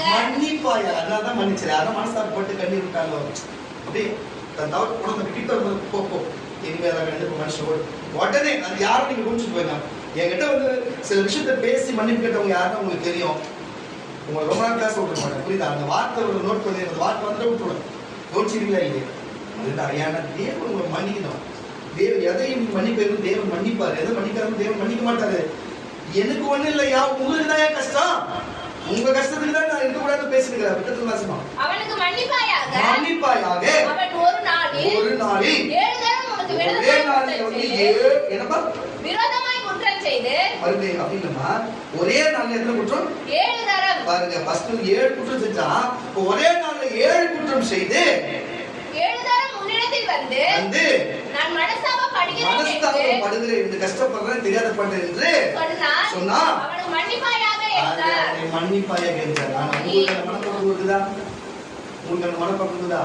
நம்ம செய்யலன்னு சொன்னா கூட இல்ல இப்பதான் பேசினாரு, செஞ்சாரு, நின்றுந்தாருங்க தான். இவர் இந்த டைம்ல இது பண்ணுவார், அந்த டைம்ல அது பண்ணுவாரு. தீர்க்கதரிசி பிள்ளைங்க இங்க நின்றுந்தாரு. இந்த நேரத்துல இந்த போன் பண்ணாரு, இந்த நேரத்துல இப்படி கேட்டாரு, இந்த நேரத்துல இப்படி வந்தாரு, இந்த நேரத்துல இப்படி பார்த்தாரு, இப்படி கொஞ்சம் இருந்தாரு, இப்படியே பார்த்தாரு. ஏய், நான் கண்ணை முடியல இந்த அளவு பார்ப்பேன், அது தெரியல உங்களுக்கு. நான் கண்ணை முடியல இந்த அளவு பார்ப்பேன். கண்ணை முடியல இப்ப பார்த்துதான் இருக்கிறேன். பார்த்துன்னா இல்லையா? அப்போ கண்ணு திறந்து மற்றவங்க பார்க்கணும் அவசியம் இல்லைல்ல. கரகத்தை சேனல் சொல்லுங்க. அவ்வளவுதான். தயவு செய்து எல்லாத்தையும் விட்டுட்டு வெளியே வாங்க, தெளிவா வாங்க. கர்த்தர் உங்களை மன்னிக்கணும், சபையை மன்னிக்கிட்டோம், ஜனங்களை மன்னிக்கிட்டோம், நம்ம சந்தோஷமா வாழணும். அல்லேலூயா. நான் சொல்ல வேற சொல்ல மறுபடியும் பசந்தே வசனம். உங்களை குறித்து எச்சரிக்கையா இருங்கள். ஊழியம் செய்கிற பிள்ளைகளே, உன் சகோதரன் உனக்கு சகோதரி உனக்கு விரோதமாய் குற்றம் செய்தால் அவளை கடிந்து கொள். மனஸ்தாபப்பட்டா அவளுக்கு மன்னிப்பாயாக. ஒரு நாளில் 7 தரம் விரோதமாய் குற்றம் செய்து 7 தரம் உன்னிடத்தில் வந்து நான் மனஸ்தாபப்படுகிறேன் என்று சொன்னா அவனுக்கு மன்னிப்பாயாக என்றார். என்ன சொன்னாரு? என்ன சொன்னாரு? மன்னிப்பாயாக என்றார். யார் சொன்னாரு? இயேசு சொன்னாரு. அல்லேலூயா. இயேசு உனக்கு யாரு? அப்பா. இயேசு உனக்கு யாரு? குருநாதர். இயேசு உனக்கு யாரு? மெசியா. உனக்கு இயேசு உனக்கு யாரு? தெய்வம். கரங்களை தட்ட. அப்போ அவரு சொல்லிக்கிறாருன்னா செஞ்சுதானே ஆகணும். நான் ஒருத்தர் விட குறிப்பிட்டு சொன்னேன், நீ யாரும் நினைச்சுப்பேடா? கரங்களை தட்ட சொல்றேன். சொல்லாத போதே நிறைய மேல நிறைய கமெண்ட் வெளில போகுது. சொன்னா அதனால தேவனுக்கு தெரியும் யாரை இங்க நிறுத்தணும், யாரை அனுப்பணும், யாரை பயன்படுத்தணும், யாரை பக்கத்துல வச்சுக்கணும், யாரை தூரத்துல வச்சுக்கணும் தேவனுக்கு தெரியும். அதான் தவறு பண்ணாலும் எது பண்ணாலும் சரி, தேவன் மறுபடியும் எப்பயுமே அவன் கூட வச்சுட்டாருன்னா அது பிசாசு சில தூண்டுதல் செய்யுது, அவனா செய்யறது கிடையாது. அல்லேலூயா. அது அவன் புரிஞ்சுக்கான தெளிவா இருக்கும். இதுதான் விஷயம். கர்த்தருடைய பிள்ளைகளே, வாசிங்க லூக்கா சுவிசேஷ புஸ்தகம் 7ஆம் அதிகாரம் 43ஆம் வசனம். அப்படியே உள்ள வருதுல்ல. லூக்கா சுவிசேஷ புஸ்தகம். சீமோன் பிரதியுத்தரமாக எவனுக்கு அதிகமாய் மன்னித்து விட்டானோ ஏன் இன்னைக்கு நான் இயேசு இப்ப நீங்களாம் உட்கார்ந்து இருக்கிறீங்க, நான் மட்டும் நின்று உங்களுக்கு பிரசங்கம் பண்றேன். புரியுதா உங்களுக்கு? நீங்களாம் உட்கார்ந்து இருக்கிறீங்க, நான் நின்று பிரசங்கம் பண்றேன், நான் சொல்றதை நீங்க கேட்கறீங்க. என்ன காரணம்? ஏன் எதுக்கு உங்களுக்கு ஒரு வித்தியாசம்? எல்லாரும் இயேசுவை நடக்க போறேன். ஏன்னா எனக்கு தெரியும் நான் இயேசு ரொம்ப நேசிக்கிறேன்னு சொல்லிட்டு. நான் இயேசு ரொம்ப நேசிக்கிறது இயேசுக்கு தெரியும். அது ஏன் காரணம் கேட்டீங்கன்னா, நீங்க செஞ்ச பாவத்தை விட உங்க வயசுடைய அளவு விட நான் சின்ன வயசுல எல்லாத்தையும் செஞ்சுட்டேன். அதனாலதான் நீங்க எது கேட்டாலும் உங்களுக்கு நான் சொல்றதுக்கு அனுபவத்துல நான் இருக்கிறேன். கல்வி கற்று மரன்ற மாதிரி எல்லாத்தையும் அனுபவிச்சிட்டேன், எல்லாம் பாவத்தை செஞ்சுட்டேன். அல்லேலூயா.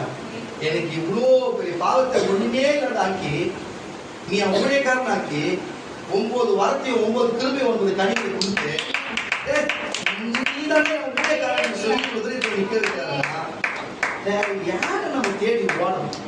யாருக்காக நம்ம வாழணும்? யாருக்காக இந்த உயிரை கொடுக்கணும்? உயிரை அவருக்காக வச்சுக்கிறேன், உடம்பை அவருக்காக வச்சுக்கிறேன், என் சொத்து எல்லாமே, என்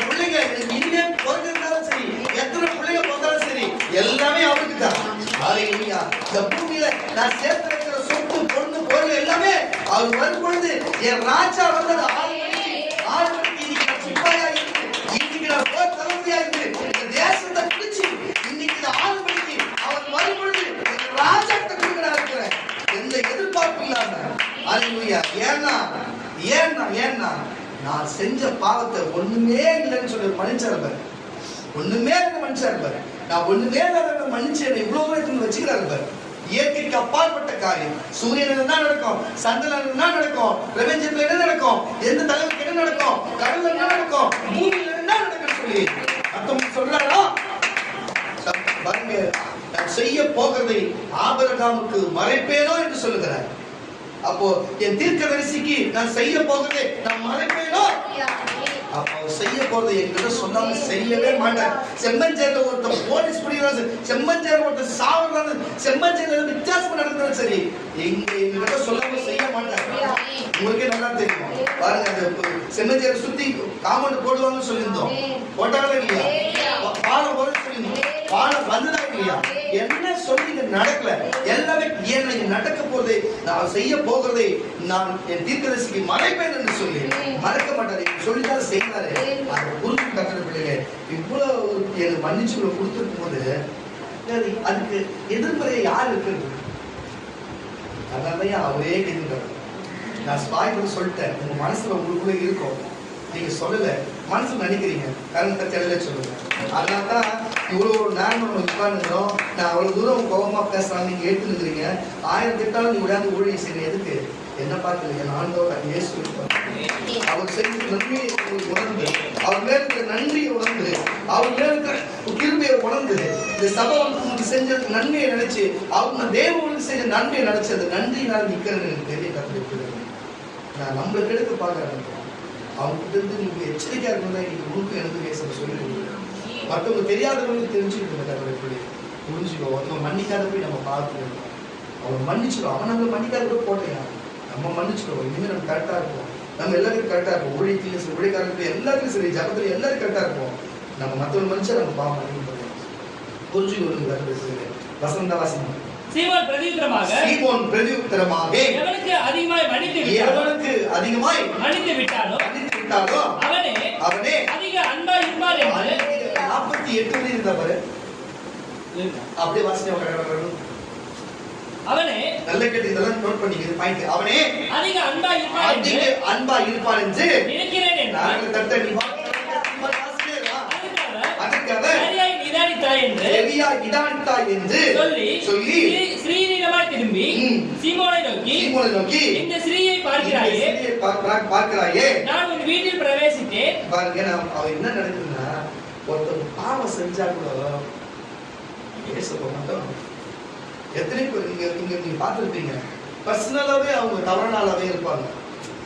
ஆனா கை வச்சு ஜாப் பண்ணும்போது அவங்க இயேசு ரொம்ப இதுவா பேசுவாங்க.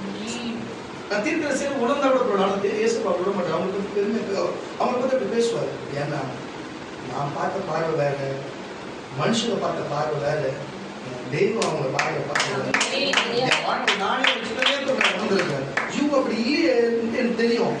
பார்க்குறவங்க இந்த பொங்கல் அப்படி கிடையாது, அவங்களை பத்தி பெருமையா பேசுறாரு இது அப்படின்னு சொல்லி நினைப்பாங்க. ஆனா தெய்வம் அப்படி பார்க்குது.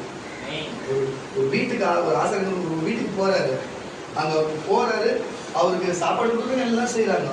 ஆனா சிலருடைய முறைப்படி அவங்களுக்கு போகும்போது முத்தம் செய்து அவங்க கால்களை கழுவி முறைப்படி கால் ஒரு அடிமையால வச்சிருப்பாங்க. காலை கழுவிட்டு இப்படி உட்கார வச்சு கையில முத்தம் செஞ்சு வாங்க உள்ள வாங்க சொல்லி அவங்க சந்தோஷமா கூப்பிட்டு சந்தோஷமா கட்டி அடைத்து அவங்களுக்கு விருந்து கொடுத்து அவங்க பராமரிச்சு அனுப்புவாங்க. ஆனா அவங்க நல்லா செய்யல.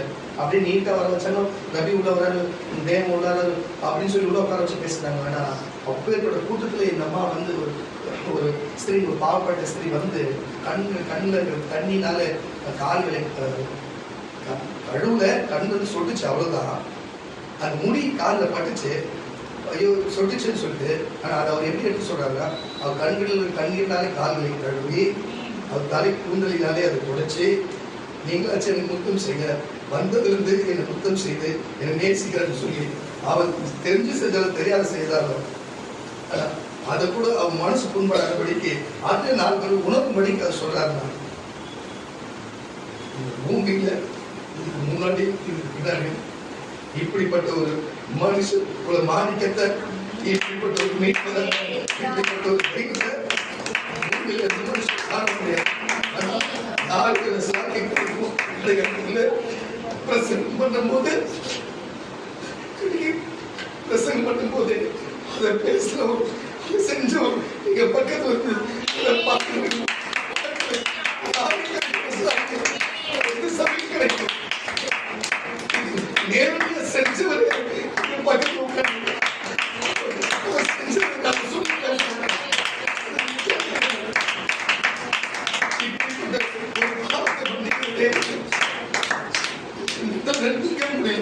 அந்த சொல்ல சொல்ல அவரோட முகமும் அவர் சரீரமும் அவர்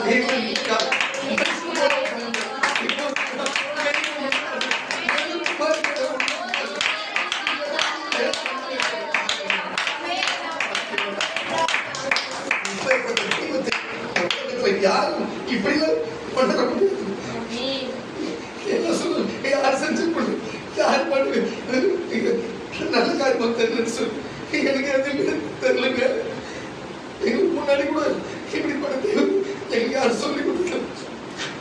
என்ன பண்றது தெரியல. நாங்க வேணும் சொல்ல நாங்க எவ்வளவு பெரிய பாரு, நாங்க யாரு அவருக்கு தெரிஞ்சுட்டு எங்க பக்கத்துல இருந்து இவ்வளவு தூரம் போறீங்க. வேற நாங்க வேணும். இந்த உலகத்துல பொருள் நாங்க செஞ்ச மனுஷனை இதெல்லாம் பணம் பொருள் கொடுத்தா கிடைக்குமாங்க? அவர் ஜீவனுள்ள தேவன். மீது காரியத்தை வாசிக்க முடியும். ஸ்ரீனிவாய் திரும்பி பாருங்க, ஸ்ரீனிவாய் திரும்பி சீமோனை நோக்கி இந்த ஸ்திரீயை பார்க்கிறாயே, நான் உன் வீட்டில் பிரவேசிச்சேன். நீ என் கால்களுக்கு தண்ணீர் தரவில்லை. இவளோ கண்ணீரால் என் கால்களை நனைத்து தன் தலைமயிரால் அவைகளை துடைத்தாள். நீ என்னை முத்தம் செய்யவில்லையே. இவளோ நான் உட்பிரவேசித்தது முதல் உள்ள வீட்டுக்குள்ள வந்தது என் பாதங்களை ஓயாமல் முத்தம் செய்கிறார். என் தலையிலே எண்ணெய் பூசவில்லை. இவளோ என் பாதங்களை பரிமள தைலம் பூசினார். ஆதலால் நான் உனக்கு சொல்லுகிறேன், இவர் செய்த அநேக பாவங்கள் மன்னிக்கப்பட்டது.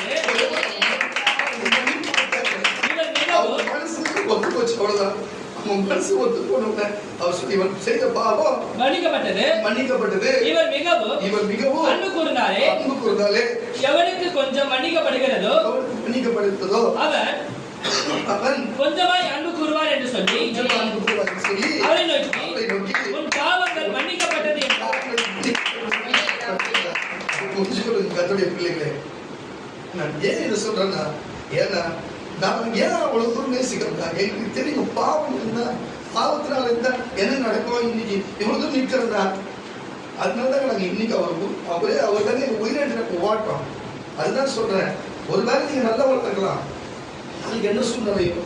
ஆனா தயவு செய்து சொல்லுகிறேன், அவர் விட்டா இருக்குங்க. தயவு செய்து அவர் யாருக்கும் குறைப்பை தள்ள மாட்டார். எல்லாரையும் நேசிக்கிற தேவன். என்ன ஒண்ணு அவர் நேசிக்க சொல்லுவார். அதான் அவருக்கு ஒரு விஷயம். அவர் போய் பரலோகத்துல போனார்னா நம்மளே வர சொல்லுவார், வரணும்னு நினைப்பாரு. அவர் பிதாப்பாத்துல உட்கார்ந்தாருன்னா நம்மளும் வலது பாசத்துல உட்கார்ந்து நினைப்பாரு. அவர் இங்க சீசர்கள் வேற ஊழியம் செஞ்சாரு, நம்மளும் சீசர்கள் உருவாக்கி நம்மளும் ஊழியம் செய்யணும்னு சொல்லுவார். நான் அவர் எப்படி பரிசுத்தமா வாழ்ந்தாரோ நம்மளும் வாழ சொல்லுவாரு. அவர் எப்படி அற்புதம் செஞ்சாரோ நம்மளும் செய்யணும்னு. இதுதாங்க அவர் சொல்றது. அவர் என்ன பண்ணாரோ நம்ம பண்ண சொல்லுவாரு. அவர் என்னெல்லாம் பண்ணலையோ நம்ம பண்ண வேணாம் சொல்றாரு. அவ்வளவுதாங்க வித்தியாசம். அவ்வளவுதான் வித்தியாசம். இதெல்லாம் ஒரிஜினல் உண்மையா இருக்கிற அப்பா தன் பிள்ளைகள் மேல நேசிக்கிறது. அல்லேலூயா. அப்படி தவிர நம்ம வேற யாரும் சொல்றதுலே இல்லை. அதனால அவர் நேசிக்கிறதுல ஒண்ணு மாற்றம். அவர் தான் கண்ணு தட்டி வேலையா சொல்லுவோம். வசனம் எபேசியர் புஸ்தகம் 4ஆம் அதிகாரம் 32ஆம் வசனம் சீக்கிரம் முடிச்சிடும். எபேசியர் புஸ்தகம் 4ஆம் அதிகாரம் 32ஆம் வசனம் வாசிக்க இருக்கிறோம். அப்ப இதுல இருந்து என்ன தெரியுதுன்னா, மன்னிப்பு கேட்டா இறங்கி வந்தா அவர் மன்னிக்க வல்லவராக இருக்கிறார். ஒருவருக்கொருவர் இந்த சபையை பார்த்து சொல்றாரு, உன்னைய என்னைய பார்த்து சொல்றாரு. நம்ம ஒருவருக்கொருவர் தயவாயும் மன உருக்கமாயும் இருந்து கிறிஸ்துவுக்குள் தேவன் உங்களுக்கு மன்னித்தது போல போல நீங்களும் ஒருவருக்கொருவர் மன்னியுங்கள். அதான் சொல்றாரு. அவர் எப்படி நம்ம மன்னிக்கிறாரு? இனிமே எந்த தப்பிதமும் செஞ்சா நன்றி ஆண்டவருக்கு. ஒரு பக்கம் எனக்கு சுத்தமா வேலையே செய்யல, இந்த ஒரு பக்கம் பால் சுத்தமா வேலையே செய்யல, நிற்கவும் முடியாது. நன்றி ஆண்டவர், நன்றி ஆண்டவர். ஒரு பக்கம் பார்க்கவே முடியல. நன்றி ஆண்டவர், நன்றி ஆண்டவர், நன்றி ஆண்டவர். எதுக்கு நான் சொல்லுகிறேன்? கர்த்தருடைய பிள்ளைகளை நம் மன்னிக்கிறது, நம்ம மற்றவர்கள் மன்னிக்கிறது போல தேவன் மன்னிக்கிறவரா இருக்கிறார். தயவு செய்து புரிஞ்சு கொள்ளுங்க கர்த்தருடைய பிள்ளைகளை. இனியாச்சும் நம்ம மன்னிப்போம், மன்னிப்பு கேட்போம். நம்ம மன்னிப்பு கேட்காம போனா மறுபடியும் அடிமை வாழ்க்கை. தேவனுடைய வார்த்தை கேட்கப்படும் போனா அடிமை வாழ்க்கை. தேவனுக்கு ஒப்புரவாகாம அவர் கற்பனை கட்டளை கை கொள்ளாத போன இஸ்ரவேலர் அடிமையானார்கள். அதுக்கப்புறம் திரும்ப வடகா கட்டுள்ள ஜனங்களாக தேவ கோபத்துள்ள ஆளாகி போனார்கள். அவர்கள் அன்றைக்கு மோசே கேட்டார், அல்லேலூயா, இன்றைக்கு நான் உங்களுக்கு ஜெபித்து கொண்டிருக்கிற கட்டளை திறப்பு என்று என் தகப்பன் மோசையை போல ஒவ்வொரு நாளும் இந்த சகோதரி வரையே, அந்த சகோதரி வரையே, இவங்க வரலையே, அவங்க வரலையே என்று சொல்லி, அல்லேலூயா, நீங்க நம்ம திடீர்னு உங்க மனசுல ஞானோதயம் வந்து நீங்களே வந்துட்டா மாதிரி. நீங்க யார் வரலனும் எனக்கு தெரியும், நீங்க ஏன் வந்தீங்கன்னு எனக்கு தெரியும்.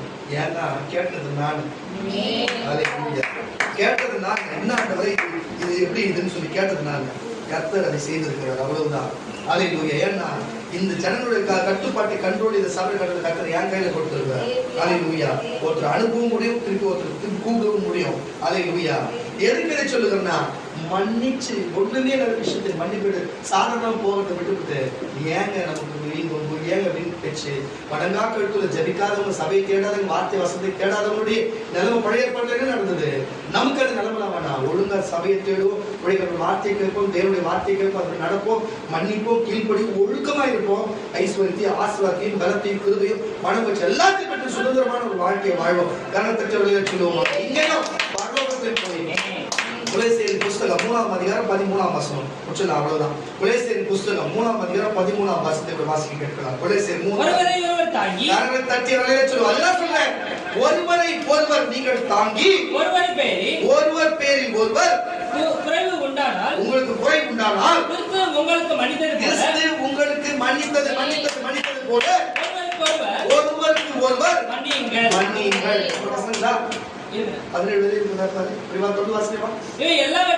இது எல்லாவற்றின் மேலும் பூர்ண சர்க்குணத்தின் பூர்வ சர்க்குணத்தின் கட்டாகிய அன்பை தரித்துக் கொள்ளுங்கள். கரங்களை தட்டு. அப்படி மன்னிப்பு கேட்கிறனா அன்பு இல்லாத ஒரு பேசிக்கிட்டு, அன்பு இல்லாத கீழ்ப்படிக்கிட்டு, அன்பு இல்லாத சொல்பச்சு கேட்கிட்டு, அன்பு இல்லாத ஒருத்தர் மன்னிக்க முடியாது.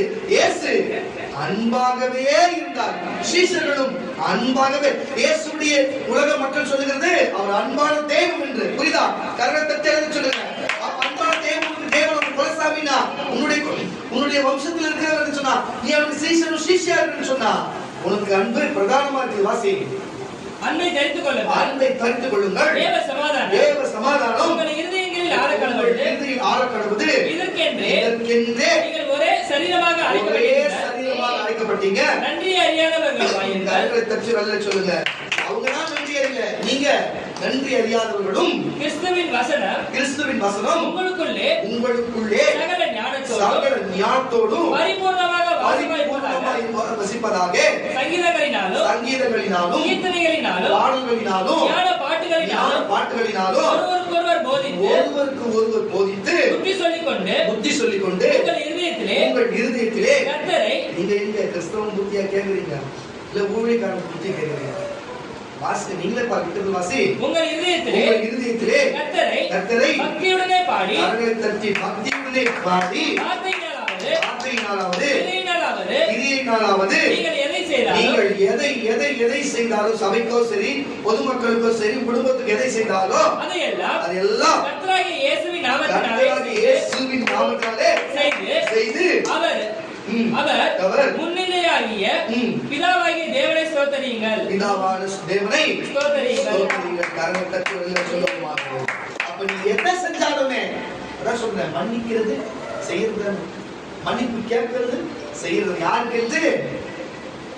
தேவ கர்த்தராகிய இயேசு கிறிஸ்துவுக்கு என்று செய்யுங்க. அல்லேலூயா. உனக்காக அவருக்காக செய்யுங்க. உனக்கு கொடுத்தாலும், உன் மன்னிச்சாலும், மன்னிப்பு கேட்டாலும் அவருக்கு என்று செய்யுங்க. உன்னை கர்த்தர் ஆசீர்வதிப்பார். உங்களை பலப்படுத்துவார், பாவமன்னிப்பார், ஒரு நித்திய ஜீவனை கொடுப்பார், சமாதானத்தை கொடுப்பார், குடும்பத்திலே வாழ்க்கையில ஊழியத்தில் சமாதானம் கொடுப்பார், மென்மேலும் பெருக வைப்பார். அல்லேலூயா. ஏற்கனவே உங்களுக்கு பழைய ஏற்பாடுல ஒரு ஆசீர்வாதத்தை கொடுத்தது போல, இன்னைக்கு சகாயத்தை கொடுக்கிறது போல, கர்த்தர் சுகத்தை கொடுக்கிறது போல எல்லாத்தையும் கொடுக்க வலுவரார்கள். ஆனா நீ என்ன செய்யணும்? உனக்கு யாருன்னா விரோதமா பேசினா பரவாயில்ல விடு, அவன் மன்னிப்பு கேட்டா மன்னிச்சிடு. நீ என்ன தெரியாத பேசியா, நீ மன்னிச்சிடு, மன்னிப்பு கேட்டு. அது யாரா இருந்தாலும் இருக்கட்டும், சபையில ஊழியக்காரனா இருக்கட்டும், தேவனா இருக்கட்டும், அங்க பக்கத்து வீடு இருக்கட்டும், அக்கா வீடா இருக்கட்டும், அக்கா இருக்கட்டும், தங்கச்சியா இருக்கட்டும், அம்மா இருக்கட்டும், அப்பா இருக்கட்டும், யாரா இருக்கட்டும், அதை மட்டும் கரெக்டா செய்ய. உனக்கு ஏற்கனவே சொல்லப்பட தீர்க்க நிறைவேறதுன்னா அது நிறைவேறும். ஜெபிச்சப்ப நிறைவேறதுன்னா நிறைவேறும். உனக்கு என்ன ஆசீர்வாதம் தடைப்பட்டது எல்லாம் வரும் எல்லாம். ஏன்னா இந்த வருஷத்தோட ஆசீர்வாதம் இந்த வருஷமே கிடைக்கணும். அதனால இதுக்கு தடையா இருக்கிறது விரோதமும் மன்னிப்பு கேட்காம கீழ்ப்படியாம வணங்காட்டுள்ள கெட்ட புத்தி தான் உனக்கு இருக்குது. இதை விட்டுட்டு இந்த நிமிஷத்துல விட்டுட்டு வெளில வந்த வச்சுக்க, வருஷத்தோட ஆசீர்வாத மார்க்கை பெற்றுக்கொண்டு சாட்சியாக விசுவாசம் நல்லா எழுந்து இருக்கோமா, விசுவாசம் எழுந்து இருக்கோமா.